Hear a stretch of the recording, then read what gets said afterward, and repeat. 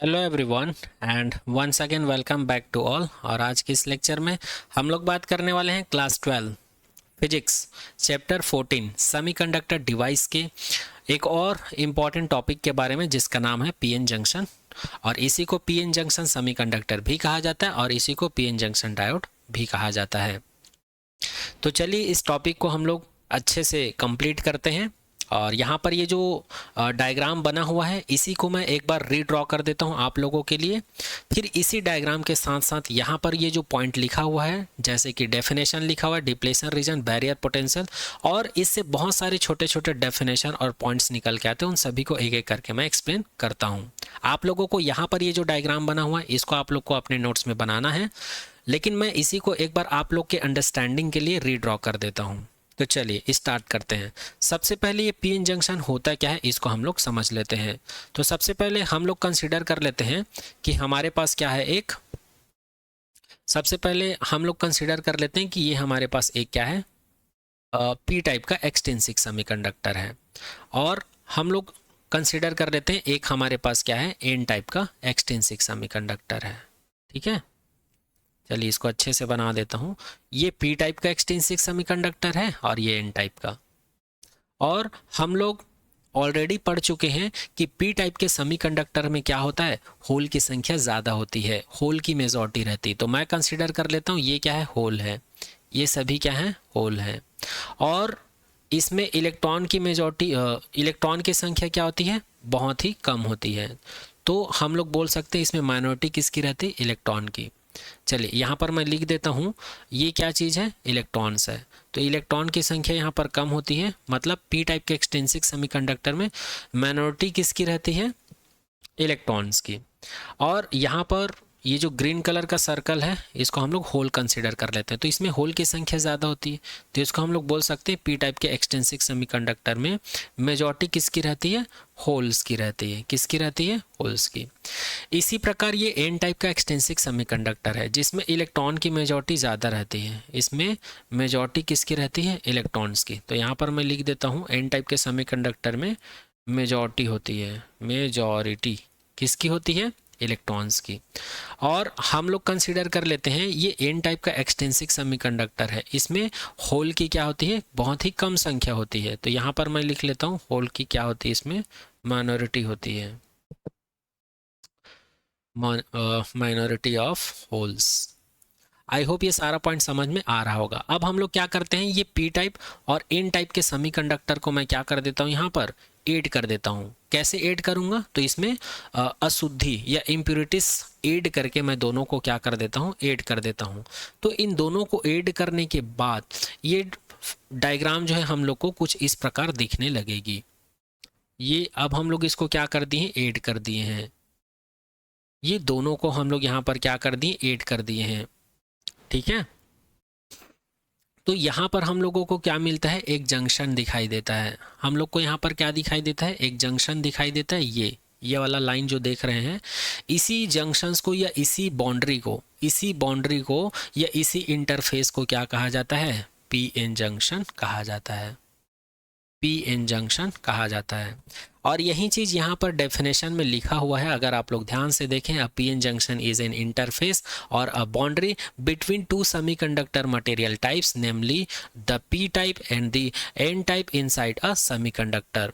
Semiconductor material के अंदर में जो पी टाइप का एक्सट्रिंसिक सेमीकंडक्टर है और एन टाइप का सेमीकंडक्टर है, ये आपस में ज्वाइंट रहते हैं, ज्वाइंट रहते हैं, और वहाँ पर एक इंटरफेस पाया जाता है, एक बाउंड्री पाया जाता है। उसी को क्या कहा जाता है, पी एन जंक्शन कहा जाता है। ठीक, आगे देखते हैं। आगे यहाँ पे देखते हैं, in a semiconductor the PN junction is created by the method of doping the P side और the positive side of the semiconductor has an excess of holes and the n side or the negative side has an excess of electron, जो कि मैं आप लोगों को बता चुका हूँ, ऑलरेडी बता चुका हूँ। जो पी टाइप का जो सेमीकंडक्टर होता है इसमें मेजॉरिटी किसकी होती है, होल्स की होती है, और माइनॉरिटी किसकी रहती है, इलेक्ट्रॉन्स की। उसी प्रकार जो एन टाइप का जो सेमीकंडक्टर होता है इसमें मेजॉरिटी किसकी होती है, इलेक्ट्रॉन्स की, और माइनॉरिटी किसकी रहती है, होल्स की। अब चलिए यहाँ पर ये जो डेफिनेशन है और यहाँ पर ये जो स्टेटमेंट है इसको हम लोग इस डायग्राम के थ्रू समझने की कोशिश करते हैं। तो यहाँ पर हम लोग कंसिडर कर लेते हैं ये वाला जो इंटरफेस है, ये पी टाइप का सेमीकंडक्टर है और ये जो है एन टाइप का सेमीकंडक्टर है, और दोनों को जब हम लोग ज्वाइन कर देते हैं तो यहाँ पर एक बाउंड्री मिलती है। इसी बाउंड्री को क्या कहा जाता है, जंक्शन कहा जाता है, जैसे कि यहाँ पर लिखा हुआ है। और जैसे ही हम लोग इन दोनों को ज्वाइन करते हैं तो इधर का इलेक्ट्रॉन जो है पी टाइप के सेमीकंडक्टर की तरफ ट्रांसफ़र होने लगता है, अर्थात इलेक्ट्रॉन जो है यहाँ से अपना जगह छोड़ देती है और पी साइड का जो होल्स होते हैं उसमें आकर ये बैठ जाता है। तो यहाँ पर पी साइड में एक लेयर प्रोड्यूस हो जाता है जहाँ पर नेगेटिव चार्ज या इलेक्ट्रॉन का पेयर पाया जाता है, और इधर एन साइड में हमारे पास क्या हो जाता है, होल रह जाता है। फिर ये दोनों मिलकर आपस में एक रीजन क्रिएट करते हैं, एक लेयर क्रिएट करते हैं। जैसे कि यहाँ पर ये वाइट कलर का डॉटेड लाइन आप लोग देख पा रहे हैं, यहाँ से यहाँ तक का जो डिस्टेंस है इसको कहा जाता है डिप्लेशन लेयर। क्या कहा जाता है, डिप्लेशन लेयर, या इसी को कहा जाता है डिप्लेशन रीजन। ओके, और इसकी जो विड्थ है कुछ ना कुछ होगी। यहाँ पर ये जो डिप्लेशन लेयर या डिप्लेशन रीजन जो क्रिएट हो रहा है इलेक्ट्रॉन होल में कॉन्सेंट्रेशंस की वजह से। इलेक्ट्रॉन होल में कॉन्सेंट्रेशंस बोलने का मतलब ये है, पी टाइप का जो सेमीकंडक्टर है इसमें होल का कॉन्सेंट्रेशन होता है क्योंकि इसमें होल की मेजॉरिटी ज़्यादा रहती है, और एन टाइप का सेमीकंडक्टर जो है इसमें हमारे पास इलेक्ट्रॉन की मेजॉरिटी ज़्यादा रहती है, इसलिए इसमें इलेक्ट्रॉन का कॉन्सेंट्रेशन ज़्यादा होता है। इसी कॉन्सेंट्रेशंस की वजह से यहाँ पर ये जो जंक्शन है इसके इधर और इधर अक्रॉस द जंक्शन इधर हमारे पास होल का कलेक्शन आ जाता है और इधर हमारे पास इलेक्ट्रॉन का कलेक्शन आ जाता है, इसीलिए ये डिप्लेशन रीजन जो है क्रिएट होता है। और ये जो डिप्लेशन लेयर है इसकी कुछ ना कुछ विड्थ होगी, उस विड्थ को हम लोग W से रिप्रेजेंट करते हैं, जिसको कहा जाता है, W को width of the depletion layer कहा जाता है। W को यहाँ पर क्या कहा जाता है, width of the depletion region या डिप्लेशन लेयर कहा जाता है। और यहाँ पर पी साइड में जो हमारे पास इलेक्ट्रॉन का कलेक्शन आता है अक्रॉस द जंक्शन, और यहाँ पर जो पॉजिटिव चार्ज का जो कलेक्शन हमारे पास आता है, ये एक हाइपोथेटिकल बैटरी की तरह वर्क करता है, अर्थात यहाँ पर एक पोटेंशियल डिफरेंस प्रोड्यूस हो जाता है। पोटेंशियल डिफरेंस प्रोड्यूस हो जाता है, अर्थात ये एक बैटरी की तरह बिहेव करते हैं। जैसे कि यहाँ पर मैं एक बैटरी का सिंबल बना दिया हूँ, ये बैटरी के नेगेटिव टर्मिनल की तरह वर्क करता है, और ये जो है होल जो है बैटरी के पॉजिटिव टर्मिनल की तरह वर्क करता है, इसलिए हम लोग इसको क्या कह देते हैं, हाइपोथेटिकल बैटरी कह देते हैं। और यहाँ पर ये जो पॉजिटिव आयन है, होल्स के ऊपर कौन सा चार्ज होता है, पॉजिटिव होता है, तो इसको डोनर आयन कहा जाता है, और यहाँ पर इलेक्ट्रॉन के ऊपर क्या होता है, नेगेटिव आयन होता है, तो इसको एक्सेप्टर आयन कहा जाता है। ठीक है, और यहाँ पर ये जो वाइट कलर का जो डॉटेड दिख रहा है ये मेजॉरिटी ऑफ होल को रिप्रेजेंट करता है, ये रेड कलर का जो डॉटेड है ये माइनॉरिटी ऑफ इलेक्ट्रॉन को रिप्रेजेंट करता है। अगर इन साइड की बात करें तो ये रेड कलर का जो डॉटेड है ये मेजॉरिटी ऑफ इलेक्ट्रॉन को रिप्रेजेंट करता है, और ये वाइट कलर जो देख रहे हैं ये माइनॉरिटी ऑफ होल्स को रिप्रेजेंट करता है। तो आई होप ये सारा चीज़ आप सभी को समझ में आ गया होगा। इसी को कहा जाता है कंस्ट्रक्शंस ऑफ पीएन जंक्शन।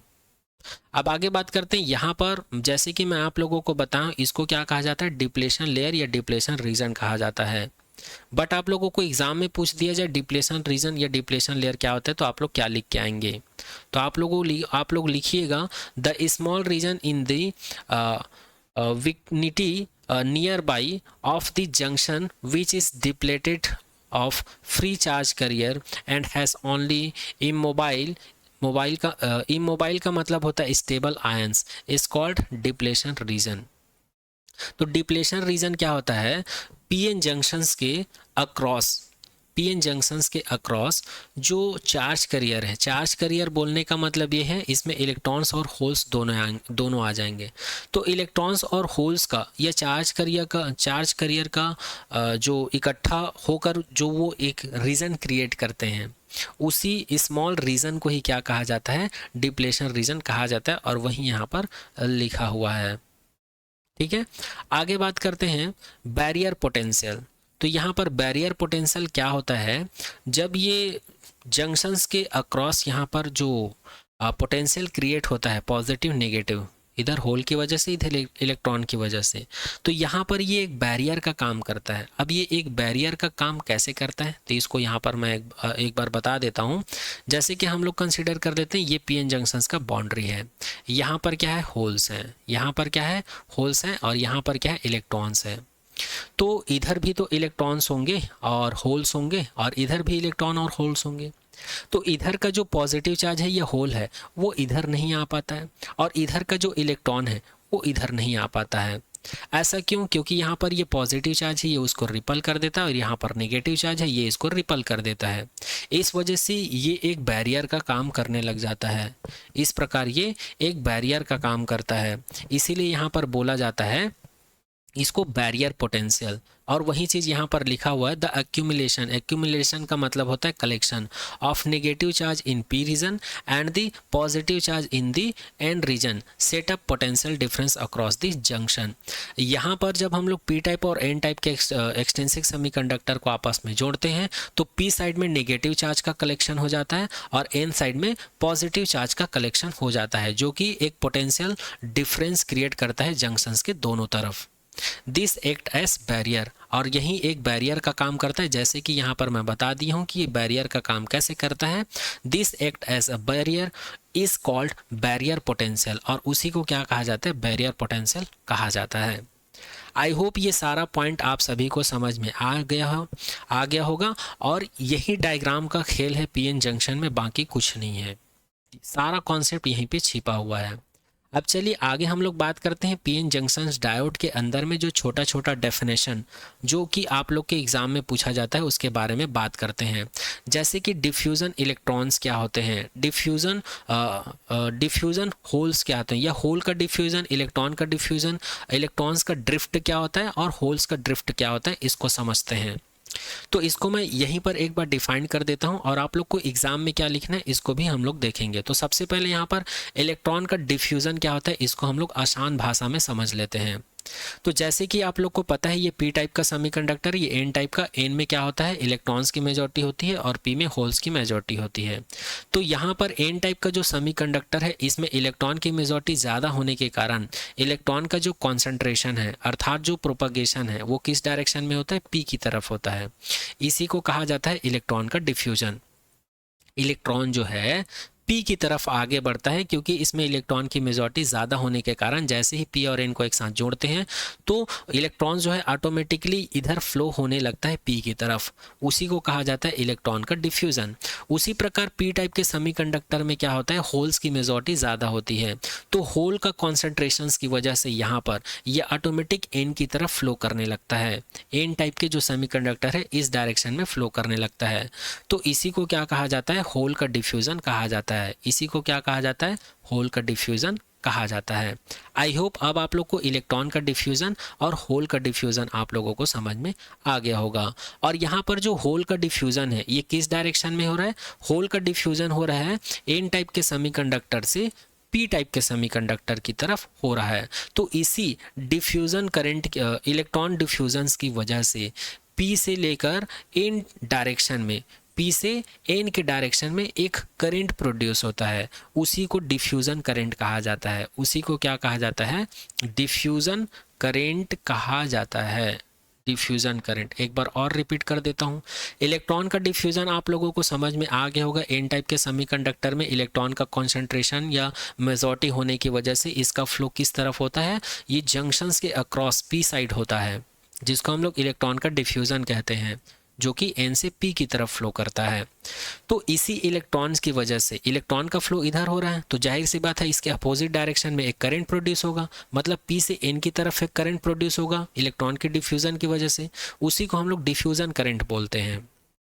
ठीक है, अब आगे हम लोग बात करते हैं इलेक्ट्रॉन ड्रिफ्ट की बात करते हैं।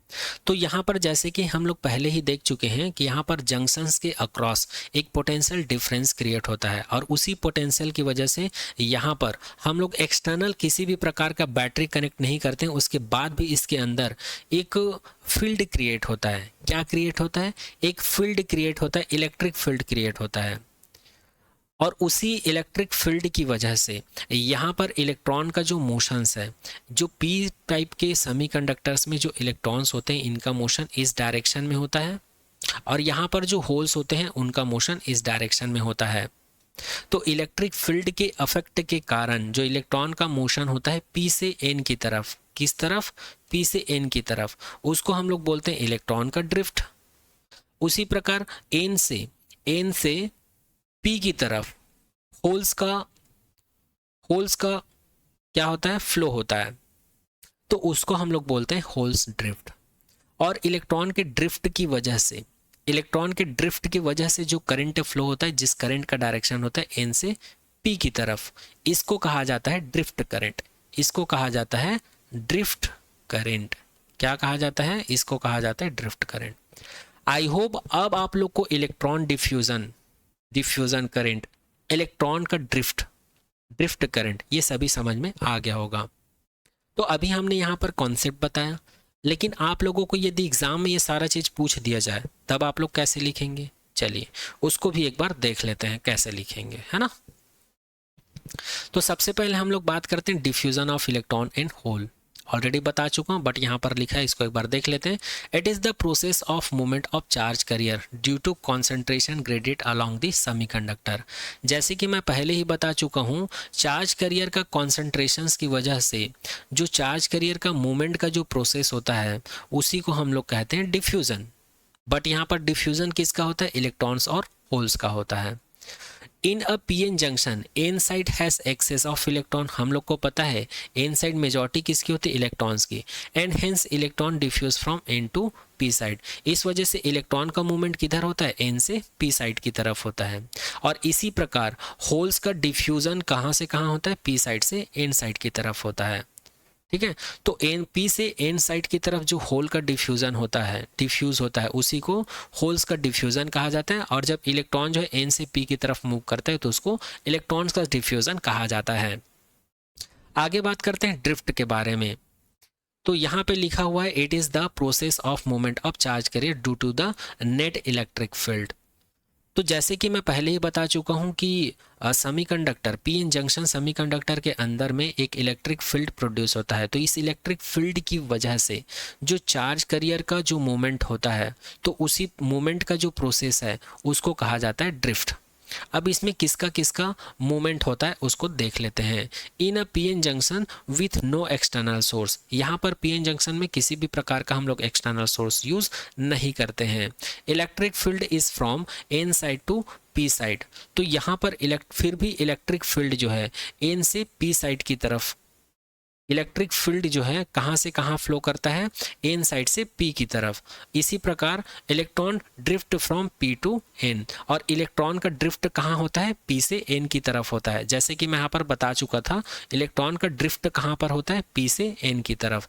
इसलिए एक करंट प्रोड्यूस होता है एन से पी की तरफ, इसके इलेक्ट्रॉन के अपोजिट डायरेक्शन में होगा ना। इलेक्ट्रॉन का ड्रिफ्ट कहाँ होता है, पी से एन की तरफ।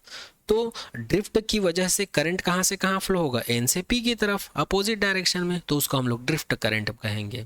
फिलहाल अभी हम लोग को यहाँ पर इलेक्ट्रॉन का ड्रिफ्ट और होल का ड्रिफ्ट पूछा जा रहा है।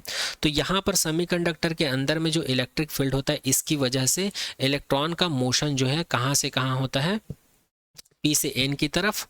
इलेक्ट्रॉन का ड्रिफ्ट होता है पी से एन की तरफ, और होल का ड्रिफ्ट कहाँ से कहाँ होता है, एन से पी की तरफ। इस चीज को याद रखिएगा, एन से पी की तरफ होल का ड्रिफ्ट होता है। अब आगे हम लोग बात करते हैं डिफ्यूजन करंट के बारे में और ड्रिफ्ट करंट के बारे में। तो जो इलेक्ट्रॉन डिफ्यूजन की वजह से हम लोग को जो करंट मिलता है पी से एन के डायरेक्शन में, the current setup across the junctions by the barrier field from P to N is called diffusion current. ये आप लोग को लिखना है एग्जाम में या अपने नोट्स में। ड्रिफ्ट करंट की अगर हम लोग बात करें, the current setup across the junctions by the barrier field from N to P is called drift current. आगे बात करते हैं पीएन जंक्शंस के सिंबल की। तो इसका सिंबल कुछ ऐसा होता है, इसमें हमारे पास एक एरो होता है, और इस एरो में जो आगे का जो सिंबल होता है ये एन को रिप्रेजेंट करता है, और जो बैक साइड है ये पी को रिप्रेजेंट करता है।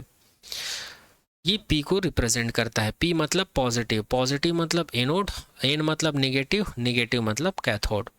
ये इसका सिंबल होता है। इसी को किसी किसी बुक में ऐसे सर्कल बना दिया रहता है, लेकिन कॉन्सेप्ट वही है। आगे बात करते हैं पोटेंशियल बैरियर। पोटेंशियल बैरियर को वी बी से डिनोट करते हैं, किसी किसी बुक में वी स्मॉल बी से रिप्रेजेंट करते हैं। इस चीज़ को याद रखिएगा। ये जो पोटेंशियल बैरियर है ये किस किस चीज़ के ऊपर डिपेंड करता है? टेम्परेचर के ऊपर डिपेंड करता है और अमाउंट ऑफ डोपिंग के ऊपर डिपेंड करता है। अर्थात जो पी टाइप और एन टाइप का जो सेमीकंडक्टर है उसमें जो इम्प्यूरिटीज़ हम लोग ऐड करते हैं उसके अमाउंट के ऊपर डिपेंड करता है। थर्ड डिपेंडेंसी इसकी नेचर ऑफ सेमीकंडक्टर के ऊपर भी डिपेंड करता है कि जो सेमीकंडक्टर हम लोग यूज़ कर रहे हैं कि वो सिलिकॉन है कि जर्मेनियम है, उसके उस प्रॉपर्टी के ऊपर भी डिपेंड करता है। जैसे कि अगर हम लोग जर्मेनियम के पोटेंशियल बैरियर की बात करें तो ये 0.3 वोल्ट होता है। तो इस प्रकार हम लोग बोल सकते हैं कि पोटेंशियल बैरियर जो है सेमीकंडक्टर के नेचर के ऊपर भी डिपेंड करता है। जैसे कि सिलिकॉन भी एक सेमीकंडक्टर मटेरियल है और जर्मेनियम भी एक सेमीकंडक्टर मटेरियल है। चलिए आगे बात करते हैं। अब यहाँ पर ये पोटेंशियल बैरियर के बारे में कुछ जान लेते हैं। तो जैसे कि मैंने अभी बता रखा है कि सिलिकॉन का पोटेंशियल बैरियर को किसी किसी बुक में वी स्मॉल बी से रिप्रेजेंट करते हैं और किसी किसी बुक में वी कैपिटल बी से रिप्रेजेंट करते हैं। तो कंफ्यूज मत होइएगा इसमें, है ना। तो यहाँ पर जर्मेनियम का जो पोटेंशियल बैरियर है कितना होता है? जर्मेनियम के लिए कितना होता है? 0.3 वोल्ट है। अच्छा, यहाँ पर ये पोटेंशियल बैरियर बोलने का मतलब क्या है? पोटेंशियल बैरियर बोलने का मतलब ये है, अगर हमारे पास एक पीएन डायोड है, अगर हमारे पास एक पीएन डायोड है और अगर ये सिलिकॉन है, तो अगर इसमें हम लोग करंट अप्लाई करेंगे, अगर हम लोग इसमें करंट अप्लाई करेंगे तो ये वोल्टेज जो हम लोग अप्लाई कर रहे हैं इसका पोटेंशियल जो है ग्रेटर देन होना चाहिए किससे? 0.7 वोल्ट से, तभी इसमें करंट फ्लो हो पाएगा। इसीलिए 0.7 को क्या कहा जाता है? Potential barrier for the silicon semiconductor कहा जाता है। इसी प्रकार अगर हम लोग इस सिलिकॉन की जगह पर अगर हम लोग जर्मेनियम यूज़ करते हैं तो यहाँ पर जो पोटेंशियल हम लोग अप्लाई करेंगे ये ग्रेटर देन होना चाहिए 0.3 वोल्ट से। तो यहाँ पर 0.3 वोल्ट जो कि मैं बता चुका हूँ। अब यदि हम लोग को क्वेश्चन दे दिया जाए, अगर हम लोग को एक क्वेश्चन दे दिया जाए कि हमारे पास एक पीएन जंक्शंस डायोड है और इस पीएन जंक्शंस डायोड में यहाँ पर जो डिप्लेशन लेयर प्रोड्यूस होता है या क्रिएट होता है, इसकी अगर विड्थ डी है, किसी किसी बुक में इसको डब्ल्यू से भी डिनोट करते हैं। जैसे कि मैं अभी कुछ देर पहले बताया था कि पोटेंशियल पीएन जंक्शंस डायोड में ये जो डिप्लेशन लेयर है इसकी विड्थ कितनी होती है? W से डिनोट करते हैं, किसी किसी बुक में D से डिनोट करते हैं। तो यहाँ पर हम लोगों ने D ले रखा है, इसके जगह W लेंगे तब भी कोई दिक्कत नहीं है।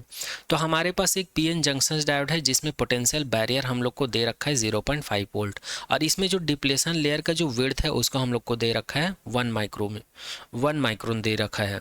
और इस माइक्रो को जब हम लोग मीटर में कन्वर्ट करेंगे तो हम लोग इसको 1 को मल्टीप्लाई कर देते हैं 10⁻⁻6 से, तो ये कन्वर्ट हो जाता है मीटर में। और 10⁻6 मीटर ये बहुत ही कम वैल्यू है, मतलब यहाँ पर ये बहुत ही कम हो जाता है इसका जो विड्थ की अगर हम लोग बात करें तो इस सिचुएशंस में अगर हम लोग को बैरियर फील्ड निकालने के लिए बोले, यहाँ पर EB का मतलब है बैरियर फील्ड, और हम लोगों को पता है इलेक्ट्रिक फील्ड का जो रिलेशन होता है पोटेंशियल के साथ क्या होता है? पोटेंशियल अपॉन में डिस्टेंस, या इसी को डिस्प्लेसमेंट भी बोलते हैं।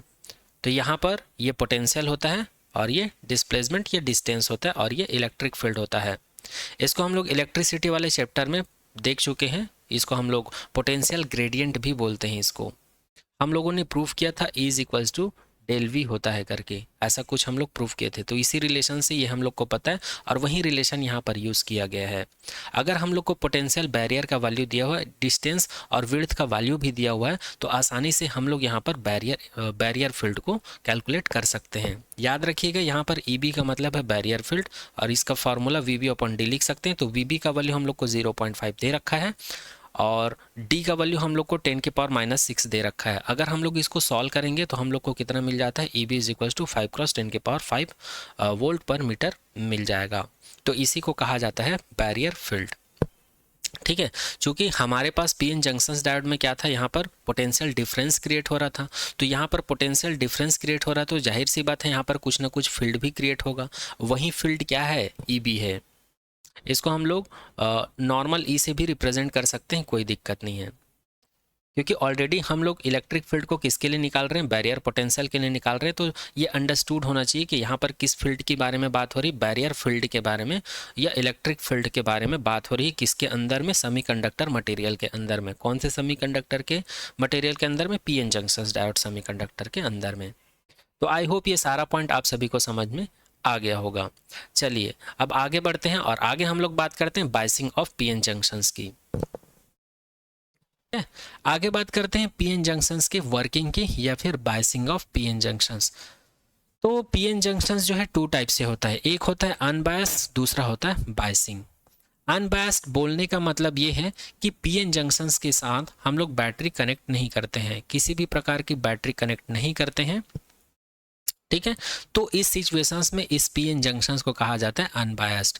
और जब हम लोग पीएन जंक्शंस को किसी बैटरी से कनेक्ट कर देते हैं तो उसको बायस्ड पीएन जंक्शन कहा जाता है। इसको क्या कहा जाता है, बायस्ड पीएन जंक्शंस कहा जाता है।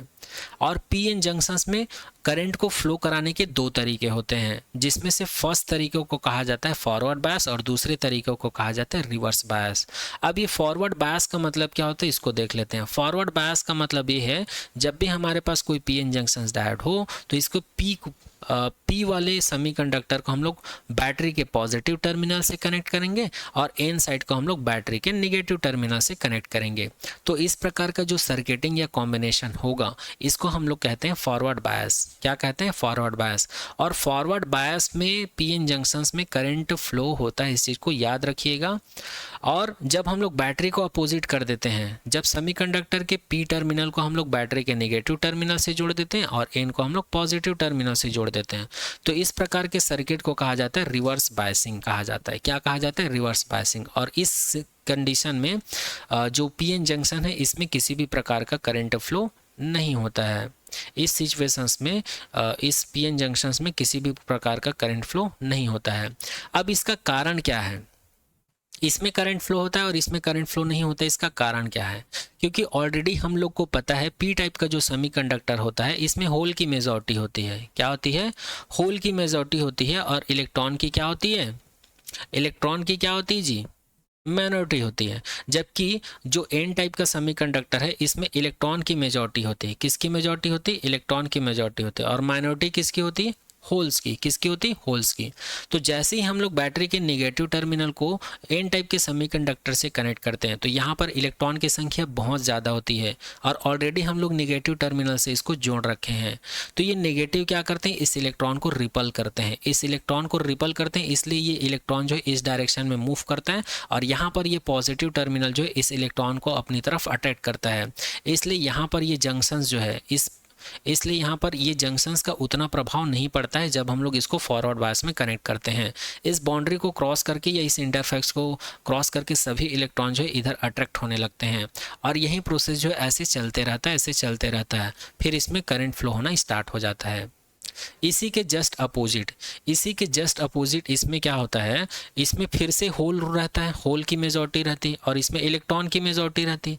तो ये इलेक्ट्रॉन जो है जंक्शंस को क्रॉस करके इधर आ ही नहीं पाता है, तो इलेक्ट्रॉन का जो सर्कल है वो कंप्लीट होता ही नहीं है।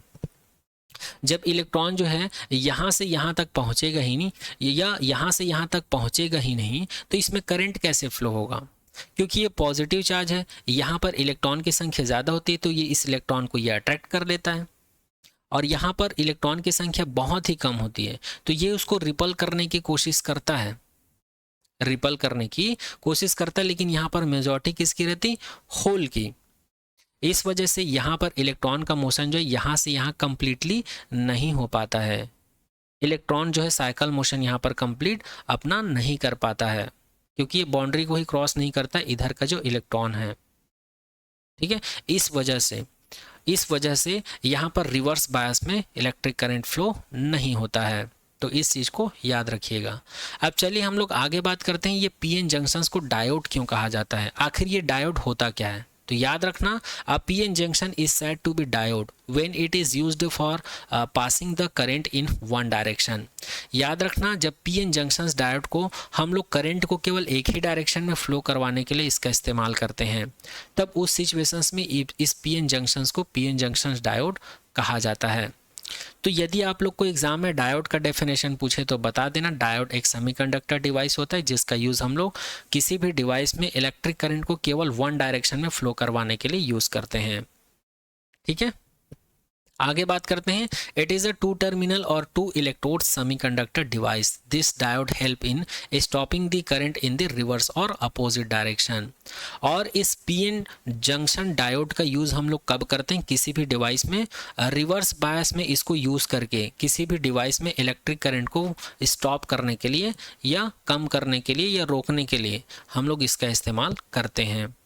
आगे बात करते हैं the electric current flow if the diode is forward bias. ये तो ऑलरेडी मैं बता चुका हूँ, यहाँ पर पीएन जंक्शन डायोड यदि फॉरवर्ड बायस में है तभी वो करंट को फ्लो करवाता है या करंट को पास कर पाएगा।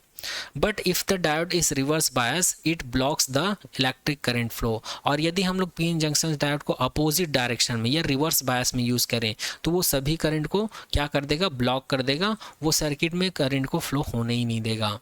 आगे बात करते हैं a PN junction semiconductor diode is sometime referred also known as the PN junction diode और सेमीकंडक्टर डिवाइस। इसीलिए पीएन जंक्शन सेमीकंडक्टर को कि एक और नाम से जाना जाता है, वो है पीएन जंक्शन डायोड, या इसी को सेमीकंडक्टर डिवाइस भी कहा जाता है, जो कि ऑलरेडी मैं एक्सप्लेन कर चुका हूँ। चलिए आगे बढ़ते हैं और आगे हम लोग बात करते हैं वर्किंग ऑफ पीएन जंक्शंस के बारे में।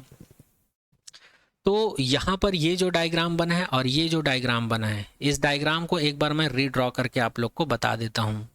ठीक है, तो सबसे पहले हम लोग पीएन जंक्शंस को किस में यूज़ करते हैं? फॉरवर्ड बायस में। किस में यूज़ करते हैं? फॉरवर्ड बायस में यूज़ करते हैं। किसको? पीएन जंक्शन में। तो सबसे पहले इसके लिए हम लोग को इसका सर्किट डायग्राम पता होना चाहिए। तो याद रखना, हम लोग कंसिडर कर लेते हैं ये हमारे पास क्या है? एक पीएन जंक्शन डायोड है, ये पी साइड है, ये एन साइड है। तो हम लोग क्या करते हैं? बैटरी के पॉजिटिव टर्मिनल को पी से और निगेटिव टर्मिनल को एन से कनेक्ट कर देते हैं। तब इस सर्किट को क्या कहा जाता है? इस पीएन जंक्शन डायोड को फॉरवर्ड बायस में कहा जाता है। आई होप ये समझ में आया होगा। अब हम लोग को क्या करना है? वीआई कैरेक्टरिस्टिक ड्रॉ करना है। हम लोग को क्या करना है? वीआई कैरेक्टरिस्टिक ड्रॉ करना है। तो एक्स एक्सिस में हम लोग कंसिडर कर लेते हैं इलेक्ट्रिक करंट और वाई एक्सिस में सॉरी फॉर दैट, यहाँ पर हम लोग इलेक्ट्रिक वोल्टेज को कंसिडर करते हैं और इधर हम लोग इलेक्ट्रिक करंट को कंसिडर करते हैं। और इलेक्ट्रिक करंट का वैल्यू हम लोग यहाँ पर मिली एम्पियर में लेते हैं और इसका वैल्यू हम लोग वोल्ट में लेते हैं। अब इस वी आई कैरेक्टरिस्टिक को ड्रॉ करने के लिए हम लोग यहाँ पर पीएन जंक्शंस डायोड से सीरीज में पैरेलल सिचुएशंस में एक वोल्ट मीटर कनेक्ट कर देते हैं। अब ये वोल्ट मीटर को हम लोग हमेशा पैरेलल में ही क्यों कनेक्ट करते हैं? इसका रीज़न हम लोग ऑलरेडी इससे 3 चैप्टर पहले हम लोग पढ़ चुके हैं, इलेक्ट्रिसिटी वाले चैप्टर में, गैल्वेनोमीटर के केस में पढ़ चुके हैं, है ना। और इस पोटेंशियल की वजह से इसमें जो वोल्टेज हम लोग इसको प्रोवाइड कराते हैं उसको इसके द्वारा मेज़र कर लेते हैं। लेकिन इसमें जो इस पोटेंशियल के थ्रू इसमें जो करंट फ्लो हो रहा है उसको भी मेज़र तो करना है। तो उसको मेज़र करने के लिए हम लोग यहाँ पर एक अमीटर कंसीडर कर लेते हैं। क्या कंसीडर कर लेते हैं? एक अमीटर कंसीडर कर लेते हैं। अब यहाँ पर ये सर्किट कंप्लीट हो गया। अब हम लोग क्या करेंगे? यहाँ से वोल्टेज देते जाएंगे। अच्छा, इस वोल्टेज को कंट्रोल करने के लिए यहाँ पर हम लोग एक वेरिएबल रजिस्टर भी कनेक्ट कर सकते हैं। क्या कनेक्ट कर सकते हैं? एक वेरिएबल रजिस्टर भी कनेक्ट कर सकते हैं ताकि यहाँ से हम लोग इसके मैग्नीट्यूड को इंक्रीज या डिक्रीज कर सकें। तो हम लोग यहाँ पर क्या करते हैं? वोल्टेज के वैल्यू को धीरे धीरे इंक्रीज करते हैं। तो वोल्टेज के वैल्यू को हम लोग जब धीरे धीरे इंक्रीज करते हैं तो करंट का वैल्यू क्या होता है, इसी को हम लोग को इस सर्किट से राइट डाउन करना है। तो यहाँ पर वोल्टेज के वैल्यू को धीरे धीरे हम लोग और इंक्रीज करते जाते हैं और इंक्रीज करते जाते हैं। तो यहाँ पर करंट का एक स्पेसिफिक वैल्यू मिलते जाता है। स्टार्टिंग में तो ये हमको 0 मिलता है, बट एक कंडीशन ऐसा आता है जब वोल्टेज को इंक्रीज करते जाते हैं तो करंट भी इंक्रीज होना स्टार्ट हो जाता है। तो इसीलिए फॉरवर्ड बायस के लिए पीएन जंक्शन डायोड में हम लोग को कुछ इस प्रकार का ग्राफ देखने को मिलता है। तो इसी को कहा जाता है पीएन जंक्शंस के लिए फॉरवर्ड बायस का सर्किट डायग्राम, और इसको कहा जाता है VI characteristic for PN junctions diode. और इसी सर्किट को हम लोग ऐसे भी बना सकते हैं। ऐसे भी बना सकते हैं। तो वहाँ पर इस सर्किट डायग्राम को वहाँ पर मैं अलग से बना के बताया हूँ, उसी सर्किट डायग्राम को आप लोग ऐसे भी बना सकते हो। यहाँ पर ये पीएन जंक्शन डायोड है, ये वोल्ट मीटर है, ये अमीटर है, और यहाँ पर एक पोटेंशियोमीटर या रीस्टार्ट लगा हुआ है। यहाँ से जो पोटेंशियल प्रोवाइड करवाते हैं ना, इसकी मैग्नीट्यूड को इंक्रीज या डिक्रीज करने के लिए यहाँ पर हम लोग लगाए हैं। और यहाँ पर ये एक स्विच लगा है जिससे हम लोग सर्किट को ऑन ऑफ करते हैं। और यहाँ पर ये पीएन जंक्शन डायोड का पॉजिटिव टर्मिनल बैटरी के पॉजिटिव से जुड़ा हुआ है, और निगेटिव टर्मिनल जो है निगेटिव से, जो एन साइड है वो नेगेटिव टर्मिनल से जुड़ा हुआ है। और करंट को मेज़र करने के लिए हम लोग मिली एम्पियर लगा रखे हैं, और वोल्टेज को मेज़र करने के लिए वोल्टमीटर लगा रखे हैं। तो इस सर्किट के हिसाब से, इस सर्किट के अकॉर्डिंग जब हम लोग वी आई कैरेक्टरिस्टिक ड्रॉ करते हैं, जब हम लोग वोल्टेज को एक्स एक्सिस में और करंट को वाई एक्सिस में पुट करके जब ग्राफ ड्रॉ करते हैं, तो देखो इसी प्रकार का ग्राफ मिलता है। ठीक है। अब यहाँ पर फॉरवर्ड बायस की बात कर रहे हैं, तो याद रखना फॉरवर्ड बायस में जब हम लोग किसी पीएन जंक्शन डायोड को यूज़ करते हैं, तो यहाँ पर इसमें करंट फ्लो होने का एक और रीज़न है। यहाँ पर डिप्लेशन लेयर क्या हो जाता है, डिक्रीज हो जाता है। ठीक है। जैसे कि मैं आप लोगों को यहाँ पर बता रहा था कि जब हम लोग फॉरवर्ड बायस में यूज़ करते हैं इसको, तब इसमें से करंट पास होता है। तो इसका एक रीज़न और है, यहाँ पर जो डिप्लेशन लेयर बना रहता है ना, इसकी विड्थ जो है, इसकी विड्थ बोलने का मतलब ये W का वैल्यू क्या हो जाता है, डिक्रीज हो जाता है। W का वैल्यू यहाँ पर क्या हो जाता है, डिक्रीज हो जाता है। इसलिए इधर के इलेक्ट्रॉन को इधर पास होने में आसानी पड़ती है।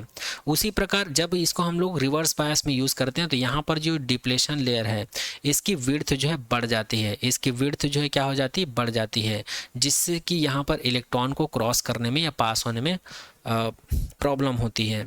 ठीक है। ये भी एक रीज़न है, इस चीज़ को याद रखना। वही चीज़ यहाँ पर लिखा हुआ है, याद रखना। जब भी हम लोग पीएन जंक्शन डायोड को फॉरवर्ड बायस में यूज़ करते हैं, तो यहाँ पर डिप्लेशन लेयर की क्या होती है, डिक्रीज हो जाती है। पोटेंशियल बैरियर को हम लोग V0 या VB से डिनोट करते हैं, इसका भी वैल्यू क्या हो जाता है, डिक्रीज हो जाता है, जैसे कि यहाँ पर दिखाया गया है। पहले पोटेंशियल बैरियर कहाँ से कहाँ तक होता है, यहाँ से यहाँ तक होता है। उसके बाद ये धीरे धीरे डिक्रीज होते जाता है, धीरे धीरे क्या होते जाता है, डिक्रीज हो जाता है, होते जाता है, धीरे धीरे डिक्रीज होते जाता है। तो ये चीज़ हमको केवल वही चीज़ बताता है। और बैरियर एनर्जी की अगर हम लोग बात करें तो ये भी डिक्रीज होता है। और इफेक्टिव रेजिस्टेंस की अगर हम लोग बात करें तो इसका वैल्यू भी क्या होता है, डिक्रीज होता है। इफेक्टिव रेजिस्टेंस यहाँ पर डिक्रीज होने का मतलब ये है कि जब पीएन जंक्शन डायोड को हम लोग फॉरवर्ड बायस में यूज़ करते हैं, तो ये आसानी से करंट को फ्लो करने देता है। मतलब यहाँ पर रेजिस्टेंस है ही नहीं, रेजिस्टेंस है लेकिन बहुत कम है, तो इसी को यहाँ पर बोला गया इफेक्टिव रेजिस्टेंस इसका डिक्रीज होता है।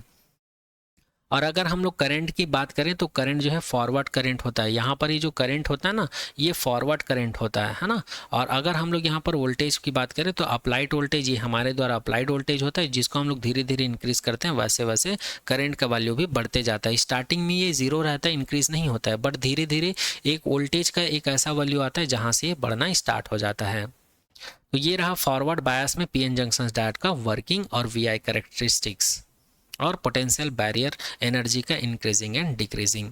अब हम लोग पीएन जंक्शन डायोड के एनर्जी बैंड डायग्राम के बारे में पर याद रखिएगा, जब हम लोग पीएन जंक्शन डायोड को फॉरवर्ड बायस में कनेक्ट करते हैं तो यहाँ पर इसके एनर्जी बैंड डायग्राम ने, यहाँ पर ये जो डॉटेड लाइन देख रहे हैं, ये जो डॉटेड लाइन है, ये हमको बता रहा है एनर्जी बैंड के बारे में।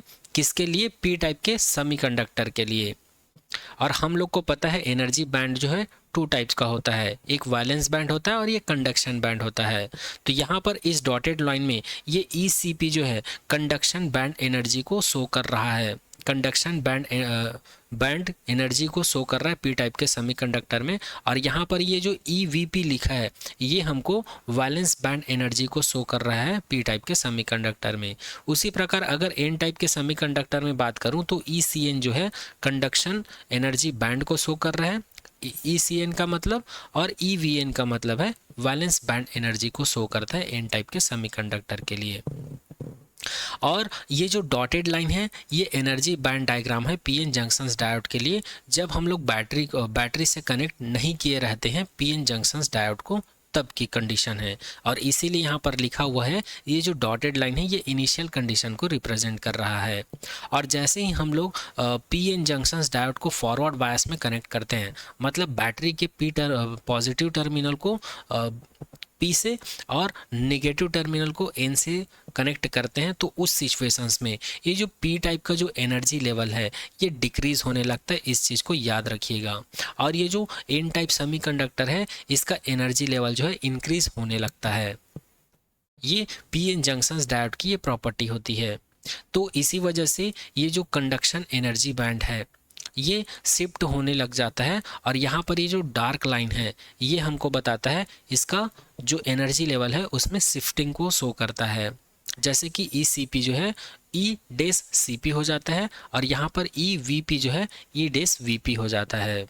उसी प्रकार एन टाइप के सेमीकंडक्टर में इलेक्ट्रॉन की मेजॉरिटी ज़्यादा होने के कारण यहाँ पर एनर्जी लेवल क्या हो जाती है, इंक्रीज हो जाती है जैसे हम लोग बैटरी से कनेक्ट करते हैं। क्योंकि एन टाइप के सेमीकंडक्टर में ऑलरेडी कंडक्शन बैंड में क्या होता है, इलेक्ट्रॉन्स होते हैं, और वैलेंस बैंड में क्या होता है, माइनॉरिटी मतलब बहुत ही कम संख्या में होल होते हैं। तो ये इलेक्ट्रॉन जो है ऑलरेडी एक्साइटेड स्टेट में रहते हैं, और जब हम लोग इसको थोड़ा सा एनर्जी देते हैं, फॉरवर्ड बायस में कनेक्ट करते हैं, तो ये इलेक्ट्रॉन जो इधर ट्रांसफ़र होने लगता है पी साइड कंडक्शन बैंड में ट्रांसफ़र होने लगता है। और पी टाइप के सेमीकंडक्टर में होल की मेजॉरिटी ज़्यादा रहती है, इसलिए इसके वैलेंस बैंड में होल की मेजॉरिटी रहती है और कंडक्शन बैंड में माइनॉरिटी रहती है इलेक्ट्रॉन्स की। तो यहाँ से ये इलेक्ट्रॉन जो है इधर ट्रांसफ़र होता है, जिस वजह से ये एन टाइप के सेमीकंडक्टर्स का जो एनर्जी लेवल है वो इंक्रीज़ हो जाता है। इसीलिए ई वी एन जो है ये एनर्जी लेवल शिफ्ट हो जाता है, और यहाँ पर ये वाला जो डार्क लाइन है ये वैलेंस बैंड एनर्जी के शिफ्टिंग को शो करता है एन टाइप के सेमीकंडक्टर्स के लिए। तो ये ई वी एन एनर्जी जो है हमको कहाँ पे मिलता है, ई डेस वी एन के पास मिलता है, और ये जो ई सी एन एनर्जी लेवल है ये हमको ई डेस सी एन पर मिल जाता है। और यहाँ पर ये जो है यहाँ से यहाँ तक का डिस्टेंस, या फिर ये डॉटेड लाइन में यहाँ से यहाँ तक का जो लाइन है ये हमको ये बताता है कि P और N के बीच पोटेंशियल डिफरेंस होता है। तो याद रखिएगा यहाँ से यहाँ तक का जो डिस्टेंस है, यहाँ पर ये वाला जो लाइन है हमको क्या बताता है, पोटेंशियल डिफरेंस को रिप्रेजेंट करता है। जैसे कि हम लोग कंसीडर कर लेते हैं जब पी एन जंक्शंस डायोड को हम लोग बैटरी से कनेक्ट नहीं किए थे, तो उस सिचुएशंस में अगर हम लोग यहाँ से यहाँ तक का डिस्टेंस, यहाँ से यहाँ तक का डिस्टेंस अगर हम लोग मेज़र करें, तो ये वाला जो पोटेंशियल है यहाँ से इस पॉइंट से लेकर इस पॉइंट तक ये बेंड है, तो इसको हम लोग क्या बोल सकते हैं, यहाँ से यहाँ तक का जो डिस्टेंस है ये हमको क्या रिप्रेजेंट करता है, इनिशियल पोटेंशियल को या इनिशियल बैरियर एनर्जी को क्या करता है, इंडिकेट करता है।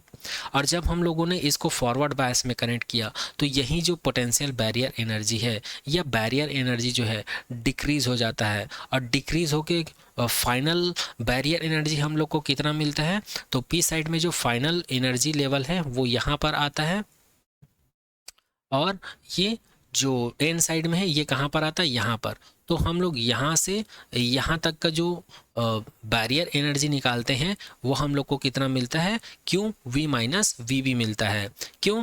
क्योंकि जैसे ही हम लोग यहाँ पर पी एन जंक्शंस डायोड को फॉरवर्ड बायस में कनेक्ट करते हैं तो इसकी विड्थ क्या हो जाती है, डिक्रीज़ हो जाती है, डिप्लेशन लेयर की विड्थ डिक्रीज़ हो जाती है, जिससे कि पोटेंशियल बैरियर भी इसका क्या हो जाता है, डिक्रीज़ हो जाता है, और इसकी बैरियर एनर्जी भी क्या हो जाती है, डिक्रीज़ हो जाती है।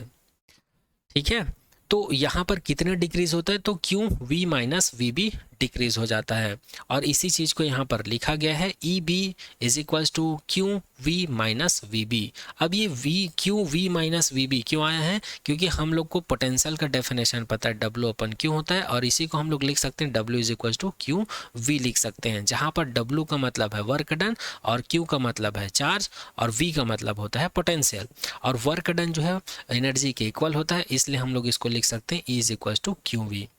तो हम लोग कंसीडर कर लेते हैं ये is equal to Q V क्या है, इनिशियल एनर्जी है। और जब यहाँ पर हम लोग फॉरवर्ड बायस में कनेक्ट किए तो इसके बैरियर एनर्जी या पोटेंशियल में क्या होने लगा, डिक्रीज होने लगा।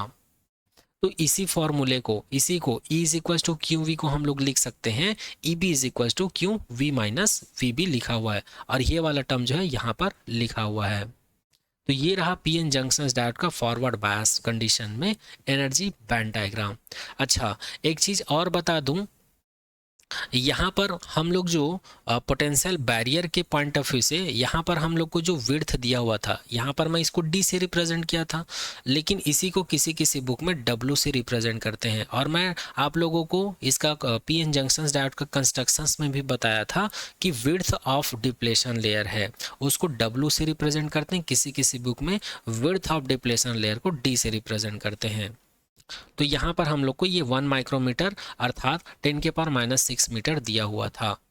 और ये वाला जो EB है ये हमको क्या बताता है, इलेक्ट्रिक फील्ड को बताता है। कहाँ पर इलेक्ट्रिक फील्ड को, जहाँ पर बैरियर होता है, जो जंक्शंस होता है उसके अक्रॉस जो फील्ड होता है, पोटेंशियल डिफरेंस की वजह से जो फील्ड होता है उसको इंडिकेट करता है ये। जबकि यहाँ पर ये जो EB है ये किसको इंडिकेट करता है, ये एनर्जी को इंडिकेट करता है, रिक्वायर्ड एनर्जी जो इलेक्ट्रॉन्स होते हैं यहाँ से। तो ये बैरियर को क्रॉस करने के लिए इसके पास जो रिक्वायर्ड एनर्जी होती है वो ये रिप्रेजेंट करता है, ये वही एनर्जी है। तो इस चीज़ को ध्यान रखिएगा, है ना। अब यहाँ पर ये जो PN जंक्शंस डायोड है ये फॉरवर्ड बायस में इसका जो एनर्जी बैंड डायग्राम जो है कंप्लीट होता है। अब फॉरवर्ड बायस के लिए जो जो पॉइंट हम लोग देखे हैं वही पॉइंट को अब हम लोग किसके लिए देखेंगे, रिवर्स बायस के लिए देखेंगे। ठीक है, तो रिवर्स बायस में हम लोग को कुछ नहीं करना है, ये पॉजिटिव टर्मिनल को इधर लाना है और नेगेटिव टर्मिनल को इधर लाना है। तो ये सर्किट जो हम लोग को कुछ ऐसा दिखने लगेगा, यहाँ पर नेगेटिव आ गया, यहाँ पर पॉजिटिव। अब यहाँ पर ये जो PN जंक्शंस डायोड है ये रिवर्स बायस में कहलाएगा, बाकी सर्किट सेम रहेगा। और यहाँ पर जो ग्राफ ड्रॉ करेंगे तो ये ग्राफ भी चेंज हो जाएगा। यहाँ पर पॉजिटिव x की जगह पर हम लोग को नेगेटिव x लेना है और यहाँ पर पॉजिटिव y की जगह पर नेगेटिव y लेना है। क्यों? क्योंकि अब हम लोग इसको रिवर्स बायस में कंडक्ट करवा रहे हैं। तो यहाँ पर नेगेटिव x एक्सिस में हम लोग रिवर्स वोल्टेज को कंसीडर कर लेते हैं। एक चीज़ और याद रखना, यहाँ पर फॉरवर्ड बायस में जो वोल्टेज यूज़ किए थे इसको फॉरवर्ड बायस वोल्टेज बोलते हैं, और यहाँ पर जो करंट यूज़ किए थे इसको मिली एम्पियर बोलते हैं। और ये स्टार्टिंग में जब हम लोग वोल्टेज को इंक्रीज करते हैं तो करंट का वैल्यू यहाँ पर कांस्टेंट रहता है, लेकिन एक वोल्टेज ऐसा आता है जिस वोल्टेज से यहाँ पर करंट का वैल्यू इंक्रीज होना स्टार्ट हो जाता है, तो उस वोल्टेज को क्या कहा जाता है, कट इन वोल्टेज कहा जाता है। इस चीज़ को भी याद रखिएगा। उसी प्रकार अगर हम लोग रिवर्स बायस की बात करें तो इसमें जैसे जैसे रिवर्स डायरेक्शन में हम लोग वोल्टेज को इंक्रीज करते हैं तो ये थोड़ी देर के लिए तो यहाँ पर करंट कांस्टेंट रहता है, बट एक वोल्टेज ऐसा मिलता है जहाँ से धीरे धीरे करंट भी बढ़ना स्टार्ट हो जाता है। और वोल्टेज के एक ऐसा वैल्यू जिस वोल्टेज पर करंट जो है क्या हो जाता है, बहुत ज़्यादा मैक्सिमम हो जाता है। जैसे कि यहाँ पर देख सकते हैं करंट जो है कांस्टेंट हो गया, एकदम मैक्सिमम हो गया है। तो यहाँ पर जिस वोल्टेज पर करंट जो है मैक्सिमम हो जाता है उसको कहा जाता है ब्रेकडाउन वोल्टेज। जिस वोल्टेज पर रिवर्स बायस में PN जंक्शंस डायोड में जो करंट है वो क्या हो जाता है, मैक्सिमम हो जाता है, उसको ब्रेकडाउन वोल्टेज कहा जाता है। और यहाँ पर ये जो रीजन मिलता है इसको हम लोग कहते हैं ब्रेकडाउन रीजन। ठीक है, और यहाँ पर ये वाला जो कर्व्ड लाइन है 0 से लेकर ब्रेकडाउन वोल्टेज के बीच का जो लाइन है इसको कहा जाता है रिवर्स कंडीशन। क्या कहा जाता है, रिवर्स कंडीशन। एक चीज़ और याद रखिएगा, जब हम लोग रिवर्स बायस में यूज़ करते हैं PN जंक्शंस डायोड को तो यहाँ पर करंट के मैग्नीट्यूड को किस में लिया जाता है, माइक्रो एम्पियर में लिया जाता है। और माइक्रो एम्पियर में इसलिए लिया जाता है क्योंकि PN जंक्शंस डायोड को जब हम लोग रिवर्स बायस में कनेक्ट करते हैं तो उसमें करंट फ्लो नहीं होता है, लेकिन ऐसा नहीं है, उसमें स्मॉल अमाउंट में करंट फ्लो होता है डिफ्यूजन और ड्रिफ्ट की वजह से। तो इसलिए यहाँ पर करंट के जो मैग्नीट्यूड है इसको स्मॉल यूनिट लिया गया है माइक्रो एम्पियर, क्योंकि रिवर्स बायस में इसमें बहुत ही कम अमाउंट में इलेक्ट्रिक करंट फ्लो होता है। लेकिन जैसे जैसे हम लोग वोल्टेज के वैल्यू को बढ़ाते हैं तब इसमें करंट एकदम से बढ़ जाता है, मैक्सिमम हो जाता है, जहाँ पर ये जो है PN जंक्शंस डायोड जो है डैमेज भी हो सकता है। इसीलिए इसको ब्रेकडाउन वोल्टेज या ब्रेकडाउन रीजन भी कहा जाता है। तो याद रखिएगा, इसमें स्मॉल अमाउंट में करंट फ्लो होता है जिसको हम लोग वर्क में नहीं ला सकते हैं, इसलिए वो स्मॉल अमाउंट के करंट को मेजर करने के लिए यहाँ पर छोटा यूनिट माइक्रो एम्पियर का यूज किया जाता है। तो ये रहा रिवर्स बायस में PN जंक्शंस डायोड का कंस्ट्रक्शन सर्किट और ये VI कैरेक्टरिस्टिक्स। अब हम लोग बात करते हैं रिवर्स बायस में किसकी, एनर्जी बैंड डायग्राम की, किसके लिए, पीएन जंक्शंस डायोड के लिए। तो चलिए इसके लिए भी एनर्जी बैंड डायग्राम देख लेते हैं। अच्छा, एक चीज़ याद रखिएगा, जब भी हम लोग पीएन जंक्शंस डायोड को रिवर्स बायस में यूज़ करते हैं तो रिवर्स बायस में डिप्लेशन विड्थ या विड्थ ऑफ डिफ्लेशंस क्या हो जाता है, बढ़ जाता है। इस वजह से इलेक्ट्रॉन जो है जंक्शंस को क्रॉस नहीं कर पाता है, तो उसमें करंट फ्लो नहीं होता है और पोटेंशियल बैरियर भी यहाँ पर इंक्रीज हो जाता है और इफेक्टिव रेजिस्टेंस भी यहाँ पर इंक्रीज हो जाता है। ठीक है, लेकिन यहाँ पर पोटेंशियल की अगर हम लोग बात करेंगे तो ये डिक्रीज हो जाता है। और अगर हम लोग करंट की बात करें तो ये रिवर्स करंट ये भी डिक्रीज हो जाता है। और अगर हम लोग बैरियर एनर्जी की बात करें तो ये इंक्रीज हो जाता है। वहाँ पर हमको क्या मिलता था, क्यों, V माइनस वी बी मिलता था, लेकिन यहाँ पर हम लोग को क्या मिल रहा है, क्यों, V प्लस वी बी मिल रहा है। जैसे कि हम लोग कंसिडर कर लेते हैं पी टाइप का सेमीकंडक्टर, ये एन टाइप का सेमीकंडक्टर है। पी टाइप के सेमीकंडक्टर में यहाँ पर ये जो डॉटेड लाइन देख रहे हैं ECP VEP, ये इनिशियल कंडक्शन बैंड एनर्जी है और valence band energy initial condition में। उसी प्रकार अगर एन टाइप में बात करें तो यहाँ पर ये जो डॉटेड लाइन है ये EVN और ECN, ये initial conduction and valence band energy है एन टाइप के सेमीकंडक्टर में। और जैसे ही हम लोग इसको रिवर्स बायस में कनेक्ट करते हैं तो यहाँ पर एन साइड का जो एनर्जी लेवल है वो डिक्रीज हो जाता है और पी साइड का जो एनर्जी लेवल है ये इंक्रीज हो जाता है। क्यों, क्योंकि इसमें करंट फ्लो होता ही नहीं और पी टाइप के सेमीकंडक्टर में होल का कॉन्सेंट्रेशन ज़्यादा होता है और एन टाइप के सेमीकंडक्टर में इलेक्ट्रॉन का कॉन्सेंट्रेशन ज़्यादा होता है। और एन टाइप के सेमीकंडक्टर में इलेक्ट्रॉन का कॉन्सेंट्रेशन ज़्यादा होता है, उसको इलेक्ट्रिक एनर्जी मिल नहीं पाती है जब हम लोग उसको रिवर्स बायस में कनेक्ट करवाते हैं। तो इसलिए यहाँ पर जो एनर्जी लेवल है ये डाउन रहता है इनिशियली, और जब हम लोग रिवर्स बायस में कनेक्ट करते हैं तो उसके बाद एन टाइप के सेमीकंडक्टर में ये एनर्जी लेवल डिक्रीज हो जाती है, जबकि पी टाइप के सेमीकंडक्टर में ये इंक्रीज हो जाती है। इसीलिए यहाँ पर ECP जो है ECP तक शिफ्ट हो जाता है और यहाँ पर EVP है ये कहाँ पर शिफ्ट हो जाता है, EVP तक शिफ्ट हो जाता है। और वहीं यहाँ पर डिक्रीज हो जाता है EVN जो है EVN हो जाता है और ECN जो है ECN हो जाता है। और इनिशियली इसका जो पोटेंशियल बैरियर है वो कहाँ से कहाँ तक होता है, यहाँ से यहाँ तक होता है इनिशियली। बट जैसे ही हम लोग इसी को रिवर्स बायस में कनेक्ट करते हैं तो इसका पोटेंशियल बैरियर जो है यहाँ से यहाँ तक हो जाता है। देखो बढ़ गया ना, कितना बढ़ा है, इतना बढ़ा है और इधर इतना बढ़ा है। और इसको मैथमेटिकली कैसे लिखा जाता है, QV प्लस VB। कितना लिखा जाता है, EB कितने के इक्वल होता है, QV के। क्यों होता है इसको मैं बता चुका हूँ। तो यहाँ पर V को रिप्लेस कर देंगे V प्लस VB। ये इनिशियल बैरियर है मान के चलो, और ये रिवर्स बायस में कनेक्ट करने के बाद पोटेंशियल बैरियर है। ठीक है, तो इनिशियली यहाँ पर पोटेंशियल बैरियर क्या रहता है, कम रहता है। उसके बाद पोटेंशियल बैरियर क्या हो जाता है, बाद में इंक्रीज हो जाता है जब हम लोग इसको रिवर्स बायस में कनेक्ट करते हैं। तो इसी का जस्ट अपोजिट इसमें हुआ था, किसमें, जब हम लोग फॉरवर्ड बायस में कनेक्ट किए थे तो इनिशियली इसका पोटेंशियल बैरियर क्या था, ज़्यादा था। उसके बाद इसका पोटेंशियल बैरियर क्या हो जाता है, डिक्रीज हो जाता है। तो यहाँ पर पीएन जंक्शंस डायोड का रिवर्स बायस में जो एनर्जी बैंड डायग्राम है ये भी कंप्लीट होता है। और यहाँ पर अब हम लोग क्या करेंगे, VI कैरेक्टरिस्टिक्स देखेंगे। क्या देखेंगे, VI characteristics for the PN junctions diode.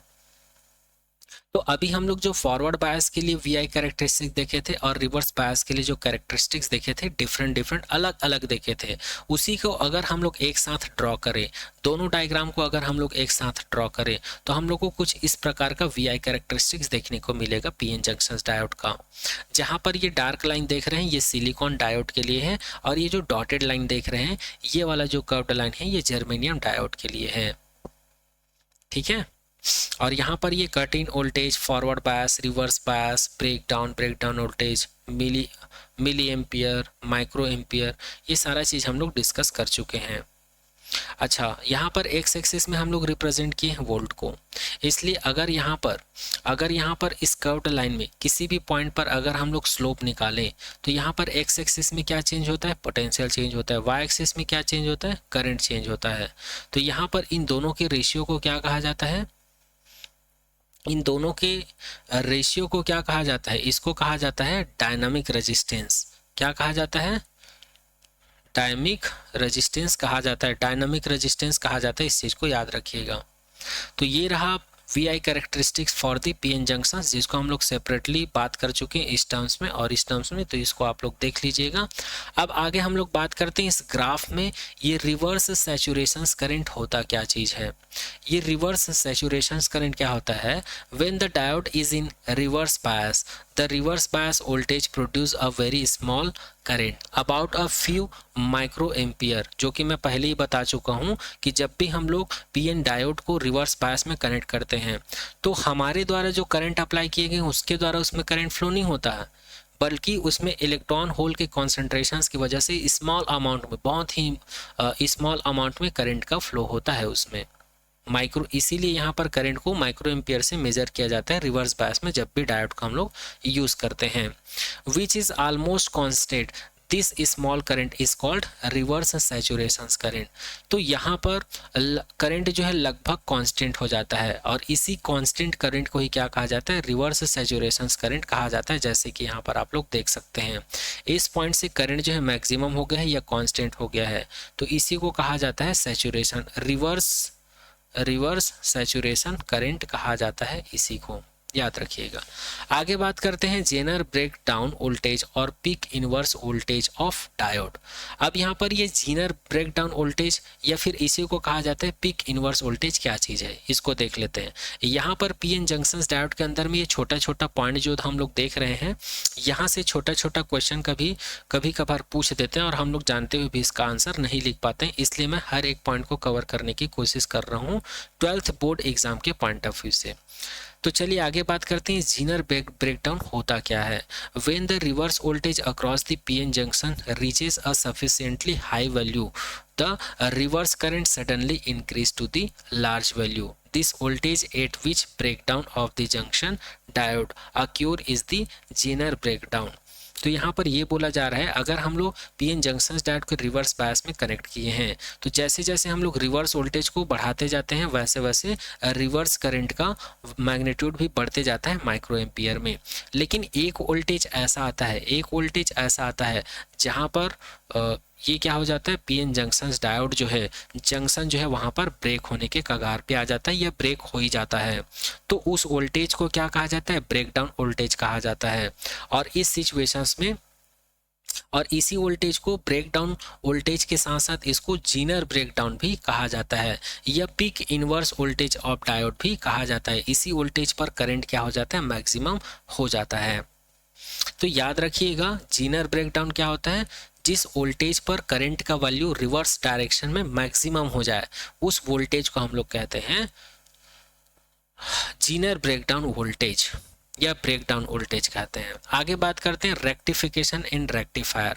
तो रेक्टिफिकेशन क्या होता है, एक प्रोसेस होता है। रेक्टिफिकेशन क्या होता है, एक प्रोसेस होता है जिसमें PN जंक्शन डायोड की सहायता से AC करंट को DC करंट में कन्वर्ट किया जाता है।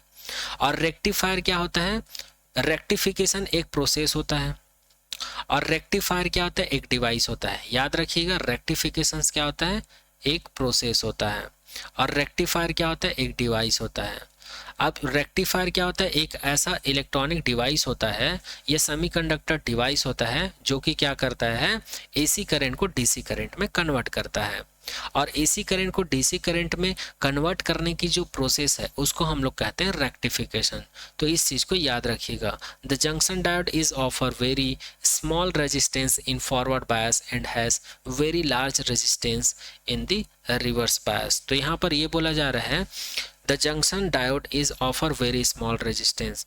जब भी हम लोग किसी जंक्शन डायोड को रिवर्स बायस में यूज करते हैं, सॉरी फॉरवर्ड बायस में यूज करते हैं, तो इसका रेजिस्टेंस जो है क्या हो जाता है, बहुत ही स्मॉल हो जाता है और ये एक and has very large resistance in reverse bias. और जब हम लोग डायोड को रिवर्स बायस में यूज़ करते हैं तो इसका रेजिस्टेंस का वैल्यू क्या हो जाता है, हाई हो जाता है। याद रखिएगा जब भी हम लोग जंक्शन को PN जंक्शन डायोड को फॉरवर्ड बायस में यूज़ करते हैं तो इसका रेजिस्टेंस क्या हो जाता है, कम हो जाता है, स्मॉल हो जाता है। जबकि इसको जब हम लोग रिवर्स बायस में यूज़ करते हैं तो इसका रेजिस्टेंस क्या हो जाता है, लार्ज हो जाता है। इस प्रकार हम लोग बोल सकते हैं the diode can flow conduct current will be in one direction, this property is used convert AC to DC current. This process is called rectification and the diode is called rectifier diode. तो इस प्रकार से हम लोग PN junction diode का इस्तेमाल current को एक ही डायरेक्शन में कंडक्ट करवाने के लिए या फ्लो करवाने के लिए यूज करते हैं। तो ये करंट को एक ही डायरेक्शन में फ्लो करवाता है, इस वजह से हम लोग इसको किस लिए यूज करते हैं, एसी करंट को डीसी करंट में कन्वर्ट करने के लिए इसका इस्तेमाल करते हैं। तो एसी को डीसी में कन्वर्ट करने का जो प्रोसेस होता है उसको हम लोग कहते हैं रेक्टिफिकेशन। और रेक्टिफिकेशन की प्रोसेस में जिस कंपोनेंट का या जिस डायोड का यूज करते हैं उस डायोड को बोला जाता है रेक्टिफायर डायोड। तो इस चीज को याद रखिएगा। आई होप अब आप लोग को समझ में आ गया होगा कि रेक्टिफिकेशन और रेक्टिफायर का मतलब क्या है। ठीक है, चलिए आगे बढ़ते हैं और आगे हम लोग बात करते हैं एसी रेजिस्टेंस के बारे में। किसके बारे में? एसी रेजिस्टेंस, या इसी को dynamic resistance of PN diode कहा जाता है। तो सबसे पहले डायनामिक रेजिस्टेंस या एसी रेजिस्टेंस क्या होता है, इसके डेफिनेशन को समझ लेते हैं। जो हम लोग को पीएन जंक्शन डायोड के लिए वीआई ग्राफ मिला है उसमें जो वोल्टेज का वैल्यू में जो चेंज होता है और जो करंट के वैल्यू में जो चेंज होता है, इन्हीं दोनों के रेशियो को क्या कहा जाता है? एसी रेजिस्टेंस या डायनामिक रेजिस्टेंस कहा जाता है। इसको स्मॉल आर डी से डिनोट किया जाता है। और याद रखिएगा ओम्स लॉ जो होता है ये R is equal to V upon I होता है।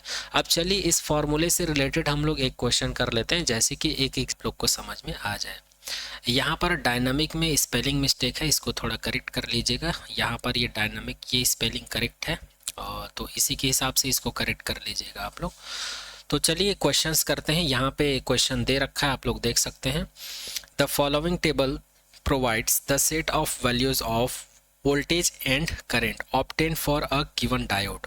हमको एक डायोड दिया हुआ है और उस डायोड को अगर हम लोग फॉरवर्ड बायस में कनेक्ट करते हैं बैटरी से, तो अगर हम लोग उसको 2 वोल्ट का पोटेंशियल अप्लाइड करते हैं तो वो हमें कितना करंट देता है? 60 मिली एम्पियर करंट देता है। और यदि हम लोग पोटेंशियल को 2.4 वोल्ट बढ़ा देते हैं, मतलब 2.4 पर फिक्स कर देते हैं, तो हमें 80 मिली एम्पियर करंट देता है। और अगर हम लोग उसी डायोड को रिवर्स बायस में चलाते हैं और यदि हम लोग उसको किसी भी प्रकार का पोटेंशियल नहीं देते हैं तो उसमें 0 करंट होता है, 0 माइक्रो एम्पियर करंट होता है। और जब हम लोग उसको रिवर्स बायस में रिवर्स वोल्टेज -2 वोल्ट देते हैं तब हमें कितना करंट मिलता है? -0.25 माइक्रो एम्पियर का करंट मिलता है। Assuming the characteristics to be nearly linear over this range, calculate the forward and reverse bias resistance of the given diode। तब हमें क्या कैलकुलेट करना है? फॉरवर्ड रेजिस्टेंस कैलकुलेट करना है। फॉरवर्ड रेजिस्टेंस मतलब RF P, फॉरवर्ड बायस में resistance connect करना, और रिवर्स बायस मतलब RRB, रिवर्स बायस में हम लोग को रेजिस्टेंस कैलकुलेट करना इस फॉर्मूले का यूज़ करके। तो सबसे पहले हम लोग क्या करते हैं? फॉरवर्ड बायस के लिए सॉल्व करते हैं। तो सबसे पहले फॉरवर्ड बायस के लिए जो डाटा दिया हुआ है इसको लिख लेते हैं। तो यहाँ पर हमको V2 का वैल्यू दे रखा है 2.4 वोल्ट, जैसे कि यहाँ पर देख सकते हैं। और V1 का वैल्यू दे रखा है हम लोगों को 2 वोल्ट, जैसे कि यहाँ पर देख सकते हैं। और I2 का वैल्यू हमको 80 मिली एम्पियर दे रखा है, और I1 का वैल्यू हम लोग को दे रखा है 60 मिली एम्पियर।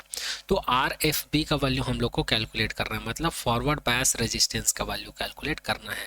तो ऑलरेडी हम लोग को डायनामिक रेजिस्टेंस का वैल्यू हम लोग को पता है, तो इसी को हम लोग फॉरवर्ड बायस के लिए लिख सकते हैं। RFB is equal to del V को लिख सकते हैं हम लोग V2 माइनस V1, और डेल I को लिख सकते हैं I2 minus I1। Change in potential, change in current. तो V2 का वैल्यू हमारे पास 2.4 है, और V1 का वैल्यू है V1 का वैल्यू हमारे पास 2, I2 का वैल्यू है 80, I1 का वैल्यू है 60। जब हम लोग इसको सॉल्व करेंगे तो हम लोग को मिल जाएगा 0.4, और यहाँ पर हम लोग को मिल जाएगा 80 में 60 सब्सट्रैक्ट करेंगे तो 20, और इसका यूनिट हो जाएगा वोल्ट में और करंट का यूनिट हो जाएगा मिली एम्पियर में। ठीक है, अब हम लोगों को पता है Ohm's law R is equal to V upon I होता है, या इसी को हम लोग लिख सकते हैं V अपॉन A। यहाँ पर V अपॉन I ये है पोटेंशियल का यूनिट होता है वोल्ट, और ये है करंट का यूनिट होता है एम्पियर। तो ये है V और A का मतलब वोल्ट पर एम्पियर। तो यहाँ पर हम लोग को क्या करना है? ये जो वोल्ट पर मिली एम्पियर है, तो मिली एम्पियर को हम लोग किस में कन्वर्ट करेंगे, एम्पियर में। क्यों? क्योंकि ये रेजिस्टेंस है और रेजिस्टेंस का जो यूनिट होता है ओम होता है, और 1 ओम इज इक्वल टू क्या होता है, 1 वोल्ट पर एम्पियर होता है। बट यहाँ पर मिली एम्पियर है, इसलिए मिली एम्पियर को एम्पियर में कन्वर्ट करने के लिए 20 में 10⁻³ का मल्टीप्लाई कर देते हैं, फिर ये मिली एम्पियर से एम्पियर हो जाएगा। अब इसके बाद हम लोग जब इसको सॉल्व करते हैं तो हमको मिल जाता है 4/20 क्रॉस में 10 क्रॉस 10⁻³ अब यहाँ पर ये जो है 2 से 2 टाइम में कटेगा और ये 10 टाइम में कट जाएगा। और जब हम लोग इसको कंप्लीट सॉल्व करेंगे तो हम लोग को क्या मिलेगा, R F B is equal to ये वाला 2 बचा हुआ था और ये 10⁻³ इसको ऊपर ले जाएंगे तो 2 क्रॉस 10⁻³ बच जाएगा। और यहाँ पर 10 है, यहाँ पर 10 है, 10 का स्क्वायर हो जाएगा और इसको जब सॉल्व करेंगे तो 20 मिल जाएगा। तो यहाँ पर फॉरवर्ड बायस रेजिस्टेंस हम लोग को कितना मिल गया, R F B is equal to 20 ohm मिल गया। तो यही इस क्वेश्चन का फर्स्ट आंसर होगा। सेकंड क्वेश्चन हम इसी में सेकंड किसके लिए सॉल्व करना है, रिवर्स बायस रेजिस्टेंस के लिए सॉल्व करना है। तो फिर से हमको जो डाटा दिया हुआ है उसको लिख लेते हैं। रिवर्स बायस के लिए हम लोग को क्या डाटा दे रखा था, यहाँ पर ये डाटा दे रखा है, ये V2 का वैल्यू होगा, V1 का वैल्यू होगा, I2 का वैल्यू और I1 का वैल्यू। फिर से हम लोग इसको फॉर्मूले में पुट करेंगे तो ये हो जाएगा R B is equal to V2 minus V1 upon I2 minus I1। तो V2 का वैल्यू है -2, V1 का वैल्यू है 0, I2 का वैल्यू है -0.25, I1 का वैल्यू है 0। तो ये हमको मिल जाएगा। यहाँ पर इसको जब हम लोग सॉल्व करेंगे तो -2V अपॉन -0.25 माइक्रो एम्पियर मिल जाएगा। और माइक्रो एम्पियर को हम लोग एम्पियर में कन्वर्ट करने के लिए 10⁻⁶ का मल्टीप्लाई कर देते हैं। यहाँ पर ये वाला माइनस कैंसिल आउट हो जाएगा और ये 0.25 को हम लोग लिख सकते हैं 25/100 लिख सकते हैं। तो यहाँ से हम लोग को मिल जाएगा 2 क्रॉस 10⁻⁻6 को ऊपर मल्टीप्लाई करेंगे तो 10⁻+6 हो जाएगा और ये 25/100 हो जाएगा। और जब हम लोग इसको आगे सॉल्व करेंगे तो हम लोग को मिल जाएगा 2 क्रॉस 10⁻6 और ये हो जाएगा 1000। ये 1000 नहीं है, ये 100 है। ये 100 को जब ऊपर ले जाएंगे तो यहाँ पर 100 आएगा और यहाँ पर 25 1 दे 25 और ये 4 टाइम में कट जाएगा। और ये 4 का 2 से मल्टीप्लाई करेंगे तो 4 2 दी कितना हो जाएगा 8। तो हम लोग को सॉरी फॉर दैट, ये रिवर्स बायस के लिए है ना, रिवर्स बायस रेजिस्टेंस हम लोग को कितना मिल गया, R B is equal to 8 cross 10⁻6 मिल जाएगा। सॉरी फॉर दैट, यहाँ पर ये आर बी है तो ये भी आर बी होगा और ये भी आर बी होगा। अभी हम लोग क्या कैलकुलेट कर रहे हैं, रिवर्स बायस रेजिस्टेंस कैलकुलेट कर रहे हैं, फॉरवर्ड बायस रेजिस्टेंस कैलकुलेट कर चुके हैं। तो यहाँ पर रिवर्स बायस रेजिस्टेंस हम लोग को कितना मिला, 8 क्रॉस 10⁻6 ओम मिल गया है। तो यही इस क्वेश्चंस का आंसर है। ये एक फर्स्ट आंसर है, ये सेकंड आंसर है। तो आई होप ये क्वेश्चन भी आप लोगों को समझ में आया होगा। अब डायनामिक रेजिस्टेंस से किसी भी प्रकार का क्वेश्चन पूछेंगे तो आई होप आप लोगों से सॉल्व कर लोगे। चलिए आगे बढ़ते हैं। अब इस चैप्टर के नेक्स्ट टॉपिक की तरफ बढ़ते हैं, application of PN junction diode as in rectifier. तो जैसे कि अभी हम लोग कुछ देर पहले देखे थे कि रेक्टिफिकेशंस क्या होता है और रेक्टिफायर क्या होता है, और हम लोग रेक्टिफायर डायोड के बारे में भी बात किए थे। तो ये पीएन जंक्शंस डायोड जो होता है, ये पीएन जंक्शंस डायोड जो है किसी भी इलेक्ट्रिक सर्किट में जब हम लोग इसको यूज़ करते हैं तो करंट को एक ही डायरेक्शन में फ्लो करवाता है। ये इसकी प्रॉपर्टी होती है जो कि हम लोग बात कर चुके हैं। इसीलिए इस पीएन जंक्शंस डायोड का उपयोग किस में किया जाता है, रेक्टिफायर में किया जाता है। और रेक्टिफायर एक ऐसा डिवाइस होता है जो कि मैं बता चुका हूँ आप लोगों को। रेक्टिफायर एक ऐसा डिवाइस होता है जो एसी करंट को क्या करता है, डीसी में कन्वर्ट करता है। और एसी को डीसी में कन्वर्ट करने का जो प्रोसेस है उसी को हम लोग क्या कहते हैं, जो प्रोसेस है उसी को हम लोग क्या कहते हैं, रेक्टिफिकेशन कहते हैं। तो यहाँ पर रेक्टिफायर का डेफिनेशन लिखा हुआ है और यहाँ पर रेक्टिफिकेशंस का डेफिनेशन लिखा हुआ है। ये आप लोग रीड कर लीजिएगा और लिख लीजिएगा, ये ऑलरेडी मैं एक्सप्लेन कर चुका हूँ। अगर हम लोग प्रिंसिपल की बात करें रेक्टिफायर की तो वो क्या होता है, rectifier are device which are able to convert alternating current into unidirectional और pulsating type of direct current. This procedure of conversion of alternating current into a form of direct current is called terms rectification. Principle of rectification हमको ये बोलता है कि rectifier जो है एक device होता है जो अल्टरनेटिंग करंट को किस में चेंज करता है, यूनिडायरेक्शनल या पुलसेटिंग अर्थात डीसी में कन्वर्ट करता है। क्यों? क्योंकि एसी करंट एक ऐसा करंट होता है, एसी करंट क्या होता है जो कि अप डाउन होते रहता है, इस फॉर्म में रहता है।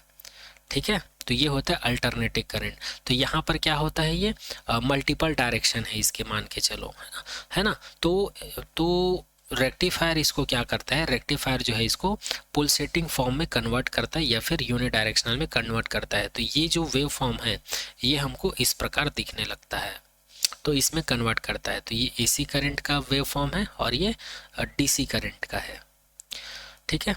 तो इसी प्रोसेस को कहा जाता है रेक्टिफिकेशन। जैसे कि यहाँ पर आप लोग ब्लॉक डायग्राम देख सकते हो, हम लोग कंसीडर कर लेते हैं यहाँ पर रेक्टिफायर है और ये हम लोग इनपुट दे रहे हैं, ये एसी करंट है ना। और ये एसी करंट जो है कौन से फॉर्म में है, वेव फॉर्म में है या अल्टरनेटिंग फॉर्म में है या फिर क्रेस्ट एंड ट्रफ के टर्म्स में है। तो जब इसको रेक्टिफायर जो है इस एसी को डीसी में कन्वर्ट करते हैं तो यही जो वेव फॉर्म है या एसी करंट है ये कुछ इस स्ट्रेट लाइन में इस प्रकार से दिखने लगता है, ठीक है। तो इसको कहा जाता है डीसी करंट और ये आउटपुट है। चलिए आगे बात करते हैं टाइप ऑफ रेक्टिफायर की। तो रेक्टिफायर जो है 8 टाइप से होता है total, single phase rectifier, 3 face rectifier, controlled rectifier, uncontrolled rectifier, half wave rectifier, full wave rectifier, bridge rectifier और सेंटर टैप्ड रेक्टिफायर। इसमें से हम लोग को 12th क्लास के पॉइंट ऑफ व्यू से केवल ये दोनों रेक्टिफायर्स देखने हैं जो कि बहुत इंपॉर्टेंट है, जिसमें से फर्स्ट है हाफ वेव रेक्टिफायर और सेकंड है फुल वेव रेक्टिफायर। तो चलिए सबसे पहले हम लोग बात करते हैं फुल वेव रेक्टिफायर के बारे में। तो सबसे पहले हाफ वेव, यहाँ पर हम लोग सबसे पहले हाफ वेव रेक्टिफायर के बारे में बात करेंगे और हाफ वेव रेक्टिफायर का डेफिनेशन पहले देख लेते हैं। एक चीज़ बता दूं, यहाँ पर हाफ वेव रेक्टिफायर और ये जो फुल वेव रेक्टिफायर ये दोनों बहुत ही इंपॉर्टेंट है और इसके अंदर में केवल 3 ही चीज़ करनी है। सबसे पहले हम लोग को डेफिनेशन करना है, इसमें भी डेफिनेशन के बाद इसका कंस्ट्रक्शंस याद रखना है। क्या याद रखना है, कंस्ट्रक्शंस याद रखना है, ठीक है। और लास्ट में इसका ये जो वर्किंग है या इसी को हम लोग ग्राफ बोलते हैं, इसी को हम लोग क्या बोलते हैं, ग्राफ। इसका कॉन्सेप्ट जो है क्लियर होना चाहिए। तो सबसे पहले हम लोग ये हाफ वेव रेक्टिफायर होता क्या है इसके डेफिनेशन के बारे में बात करते हैं। If N alternating voltage is applied across a diode in series with a load a unidirectional but pulsating voltage will appear across the load only during the positive half cycle of the AC input, during which the diode is forward biased. Such rectifier circuit is called half wave rectifier and this process is called half wave rectification. तो किसी भी circuit में जब diode को हम लोग क्या कर देते हैं, सीरीज में कनेक्ट कर देते हैं लोड से और उसमें एसी करंट को अप्लाई कर देते हैं। तो एसी करंट को जो डायोड है, जो डायोड हम लोग यूज़ करते हैं, ठीक है, जिस डायोड में हम लोग अल्टरनेटिंग करंट अप्लाई करते हैं, तो ये क्या करता है, उसको यूनिडायरेक्शनल में चेंज कर देता है। But pulsating voltage will appear across the load. But हमको क्या मिलता है, तो ये उस करंट को क्या करता है, यूनिडायरेक्शनल या पुलसेटिंग फॉर्म में चेंज तो कर देता है बट पूरी तरह से वो उसको डीसी करंट में चेंज नहीं कर पाता है। Across the load only during the positive cycle. और ये केवल उसको किसको वैनिश कर पाता है, केवल निगेटिव साइकिल को वैनिश कर पाता है और हमको कौन सा साइकिल देता है, पॉजिटिव साइकिल देता है of the AC input during which the diode is forward bias. जब हम लोग डायोड को फॉरवर्ड बायस में यूज करते हैं, such rectifier circuit is called half wave rectifier. तो इस प्रकार से यहाँ पर जो डायोड यूज करते हैं और ये जो सर्किट अरेंजमेंट होता है जो कि यहाँ पर मैं एक्सप्लेन किया हूँ, उसी अरेंजमेंट को क्या कहा जाता है, रेक्टिफायर सर्किट, या इसी सर्किट को या इसी अरेंजमेंट को रेक्टिफायर सर्किट कहा जाता है। और इस रेक्टिफायर सर्किट को ही हाफ वेव रेक्टिफायर कहा जाता है। और इसकी प्रोसेस को ये जो एसी को डीसी में कन्वर्ट कर रहा है, हालांकि वो कम्प्लीटली डीसी में कन्वर्ट नहीं हो रहा है क्योंकि यहाँ पर हम लोग केवल एक डायोड यूज़ कर रहे हैं और ये एक डायोड जो है केवल उसके नेगेटिव साइकिल को ही वैनिश कर पा रहा है, हमको केवल पॉजिटिव साइकिल को रिप्रेजेंट करता है। इसलिए इस प्रोसेस को कहा जाता है हाफ वेव रेक्टिफिकेशन और इसमें जो डिवाइस यूज़ कर रहे हैं उसको कहा जाता है हाफ वेव रेक्टिफायर। चलिए हम लोग इसके डेफिनेशन की बात कर लिए। अब हम लोग बात करते हैं इसके सर्किट के बारे में। तो सबसे पहले यहाँ पर हम लोगों ने ले रखा है एक एसी सोर्स। क्या ले रखे हैं, एसी सोर्स, जहाँ से करंट अप्लाई करते हैं। और यहाँ पर हम लोगों ने एक ट्रांसफार्मर ले रखे हैं। यहाँ पर ट्रांसफार्मर को हम लोग जब वोल्टेज को बढ़ाना रहता है तो स्टेप अप का यूज़ करते हैं, और जब वोल्टेज को कम करना रहता है तो हम लोग स्टेप डाउन का यूज़ करते हैं। याद रखना, रेक्टिफायर में हम लोग अधिकतर मैक्सिमम केस में स्टेप डाउन ही ट्रांसफार्मर ही यूज़ करते हैं। क्यों? क्योंकि हमको एसी को डीसी में कन्वर्ट करना, और डीसी में कम वोल्ट में हमारा काम चल जाता है। तो यहाँ पर एक ट्रांसफार्मर यूज़ किए हैं, तो यहाँ पर प्राइमरी कॉइल में नंबर ऑफ टर्न्स ज़्यादा है सेकेंडरी कॉइल के कंपैरिजन में। मतलब ये कौन सा ट्रांसफार्मर हुआ? स्टेप डाउन ट्रांसफार्मर हुआ। और यहाँ पर हम लोग एक डायोड कनेक्ट कर रखे हैं, और यहाँ पर एक लोड कनेक्ट कर रखे हैं। यहाँ पर लोड का काम एक ही होता है, यहाँ पर जो आउटपुट करंट होता है उसमें स्टेबिलिटी बनाए रखता है, ये उसमें वेरिएशन आने नहीं देता है, क्योंकि ये लोड है, नाम में ही लोड लगा हुआ है। ये पूरे लोड को क्या करता है? कंट्रोल करके रखता है पूरे सर्किट का। तो यहाँ पर हम लोग इसको 2 साइकिल में चलाते हैं। सबसे पहली चीज़, यहाँ पर एसी इनपुट है, तो एसी करंट के लिए हम लोग को ग्राफ कैसे मिलता है? तो यहाँ पर ये जो दिखाया गया है क्रस्ट एंड ट्रफ के टर्म्स में मिलता है ना, अप एंड डाउन, या फिर इसी को बोल सकते हैं पॉजिटिव निगेटिव साइकिल के टर्म्स में मिलता है। यह है एसी करंट का ग्राफ। अब जैसे ही इस एसी करंट को ट्रांसफार्मर के थ्रू हम लोग डायोड में अप्लाई करते हैं, तो जब यहाँ पर जो ये वाला टर्मिनल जब पॉजिटिव होता है और ये नेगेटिव, या फिर हम लोग बोल सकते हैं ये पॉजिटिव होता है ये नेगेटिव होता है, तो इस सिचुएशंस में ये डायोड जो है फॉरवर्ड बायस में होता है। और जब ये फॉरवर्ड बायस में वर्क करता है तो ये नेगेटिव, ये वाला जो नेगेटिव साइकिल है इसको वैनिश कर देता है, केवल हम लोग को पॉजिटिव साइकिल ही प्राप्त होता है, पॉजिटिव साइकिल ही प्राप्त होता है। तो इस प्रकार से जब हम लोग इस डिवाइस में सिंगल डायोड का यूज़ करते हैं तो ये केवल नेगेटिव साइकिल को ही वैनिश कर पाता है, ठीक है, और ये पॉजिटिव साइकिल को वैनिश नहीं कर पाता है, और ना ही ये इसको एक स्ट्रेट लाइन में चेंज कर पाता है। इसलिए हम लोग इसको क्या बोलते हैं, ये पूरी तरह से एसी को डीसी में कन्वर्ट नहीं कर पाता है, इसलिए इसको क्या नाम दिया गया है? हाफ वेव रेक्टिफायर बोला जाता है, और इस पूरे प्रोसेस को हाफ वेव रेक्टिफिकेशंस कहा जाता है। तो यहाँ पर ये जो सर्किट है इसको याद रखिएगा, और यहाँ पर ये जो वर्किंग है इसको याद रखिएगा। वर्किंग बहुत आसान है। हम लोग जो इनपुट दिए थे वो कैसा था? एसी था, और हम लोग को जो आउटपुट मिला वो कैसा था? पॉजिटिव साइकिल, यहाँ पर negative delete, positive cycle, negative delete, positive cycle, negative delete. तो ये आउटपुट है और ये इनपुट है, इस चीज़ को याद रखिएगा। और अगर हम लोग कंस्ट्रक्शंस की बात करें तो इसमें एसी करंट है, ट्रांसफार्मर है, डायोड है, लोड रेजिस्टेंस है, इसके अलावा कुछ नहीं है। तो यहाँ पर हाफ वेव रेक्टिफायर जो है कंप्लीट होता है। अब आगे हम लोग बात करते हैं junctions diode as in full wave rectifier. जो पीएन जंक्शंस डायोड है इसका फुल वेव रेक्टिफायर की तरह कैसे यूज़ करते हैं। तो सबसे पहले फुल वेव रेक्टिफायर की डेफिनेशन की अगर हम लोग बात करें, the circuit using 2 diodes gives output rectified voltage corresponding to both the positive as well as negative half of the cycle. Hence this type of circuit is known as full wave rectifier, and this process is known as full wave rectifications. तो यहाँ पर ये बोला जा रहा है कि full wave rectifier एक ऐसा डिवाइस होता है जिसका यूज़ हम लोग एसी को डीसी में कन्वर्ट करने के लिए करते हैं, लेकिन इसमें 2 डायोड का यूज़ किया जाता है, जिससे कि जो नेगेटिव साइकिल जो वैनिश हो रहा था हाफ वेव रेक्टिफायर में उसको भी पॉजिटिव में कन्वर्ट किया जा सके, तो याद रखना फुल वेव रेक्टिफायर एक एसी टू डीसी करंट में कन्वर्ट करने का एक डिवाइस होता है जिसमें 2 डायोड का यूज़ किया जाता है।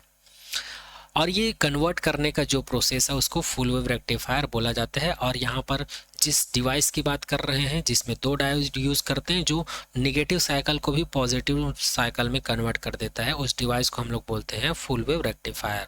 तो ये रहा इसका डेफिनेशन। अगर हम लोग इसके सर्किट डायग्राम की बात करें तो इसका सर्किट डायग्राम सेम वही रहेगा जो हाफ वेव रेक्टिफायर का था, बट फ़र्क इतना है कि इसमें हम लोग 2 डायोड यूज़ करेंगे, डायोड 1 और डायोड 2, ठीक है।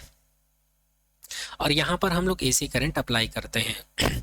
तो यहाँ पर जब हम लोग एसी करंट अप्लाई करते हैं और यदि ये पॉजिटिव टर्मिनल होता है और ये नेगेटिव टर्मिनल होता है तो यहाँ पर डायोड D1 जो है किस में होता है, फॉरवर्ड बायस में होता है और ये रिवर्स बायस में होता है। तो इस सिचुएशंस में यहाँ पर इस डायोड से करंट फ्लो होगा, इस डायोड से करंट फ्लो नहीं फ्लो नहीं होगा। तो इस सिचुएशंस में हमको D1 वाला साइकिल मिलता है और T1 वाला साइकिल मिलता है। और जब हम लोग इसको चेंज कर देते हैं, इस वाले टर्मिनल को नेगेटिव और इस वाले टर्मिनल को जब पॉजिटिव कर देते हैं, तब ये वाला जो है क्या होता है, फॉरवर्ड बायस में होता है, ये रिवर्स बायस में होता है। तो इस सिचुएशंस में यहाँ पर जो नेगेटिव साइकिल है वो हमको पॉजिटिव में कन्वर्ट होते हुए दिखाई देता है। तो यहाँ पर ये जो है इनपुट है, AC इनपुट है 8.A, ठीक है। और जब हम लोग पॉजिटिव को B से कनेक्ट कर देते हैं, अर्थात ये साइन को हम लोग चेंज कर देते हैं सेकंड साइकिल में, तो इसके लिए इनपुट वेव का वेव फॉर्म हम लोग को कुछ ऐसा दिखाई पड़ता है। तो यहाँ भी लिखा हुआ है AC इनपुट 8B। यहाँ पर ये वाला जो वेव है किसके लिए है, AC इनपुट 8A, ठीक है। और यहाँ पर ये वाला जो साइकिल है ये ऐसे ही रहेगा, ये वाला साइकिल जो है पॉजिटिव में कन्वर्ट हो जाता है। यहाँ पर भी ये जो निगेटिव साइकिल जितना दिख रहा है ये सभी पॉजिटिव में कन्वर्ट हो जाता है। और कैसे होता है कन्वर्ट, इसको मैं ऑलरेडी यहाँ पर एक्सप्लेन कर दिया हूँ। और यहाँ पर इसको क्या बोला जाता है, आउटपुट। और यहाँ पर एक लोड रेजिस्टेंस लगा होता है जो कि जिसका क्या काम है, यहाँ पर जो हम लोग को आउटपुट करंट मिलता है उसकी स्टेबिलिटी को बनाए रखने में ये हेल्प करता है। कौन, लोड रेजिस्टेंस। अच्छा, किसी किसी के दिमाग में क्वेश्चन आ रहा होगा इसको कैसे स्टडी करते होंगे, ये ग्राफ हमको कहाँ दिखता होगा। तो उसके लिए एक डिवाइस आता है जिसको कहा जाता है CRO। CRO का मतलब होता है कैथोड रे ऑस्किलोस्कोप।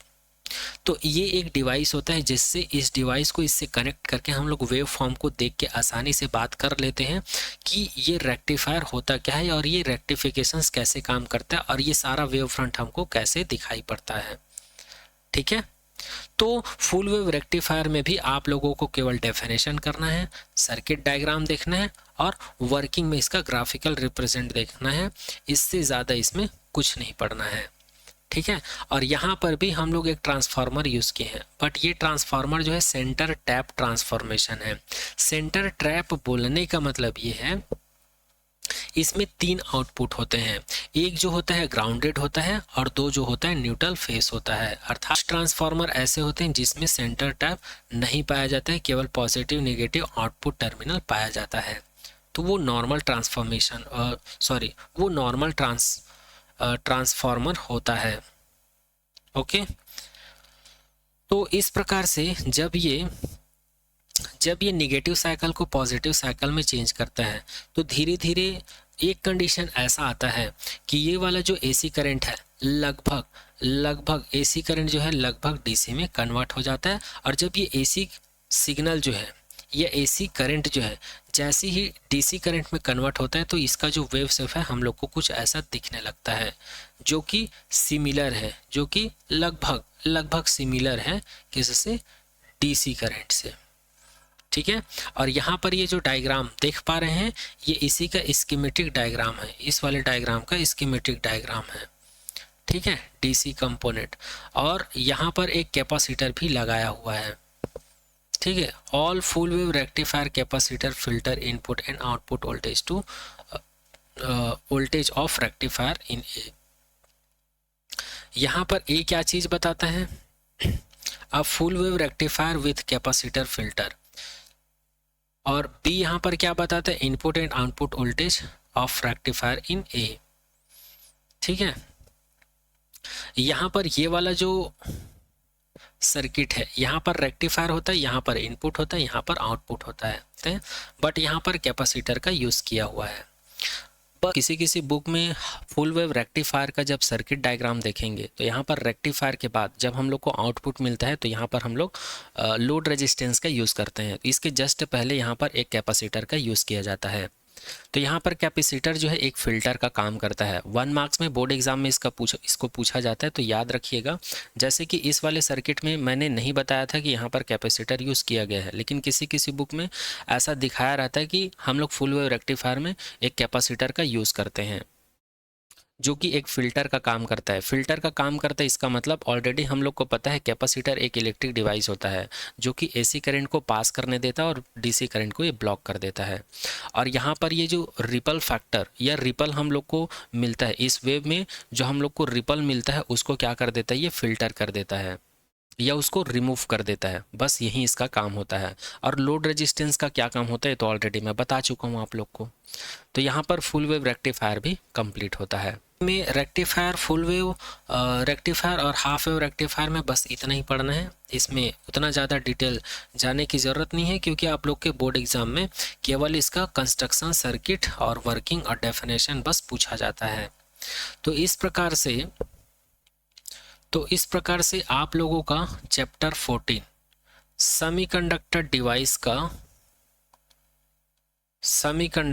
डिवाइस का जो थ्योरी है वो कंप्लीट होता है।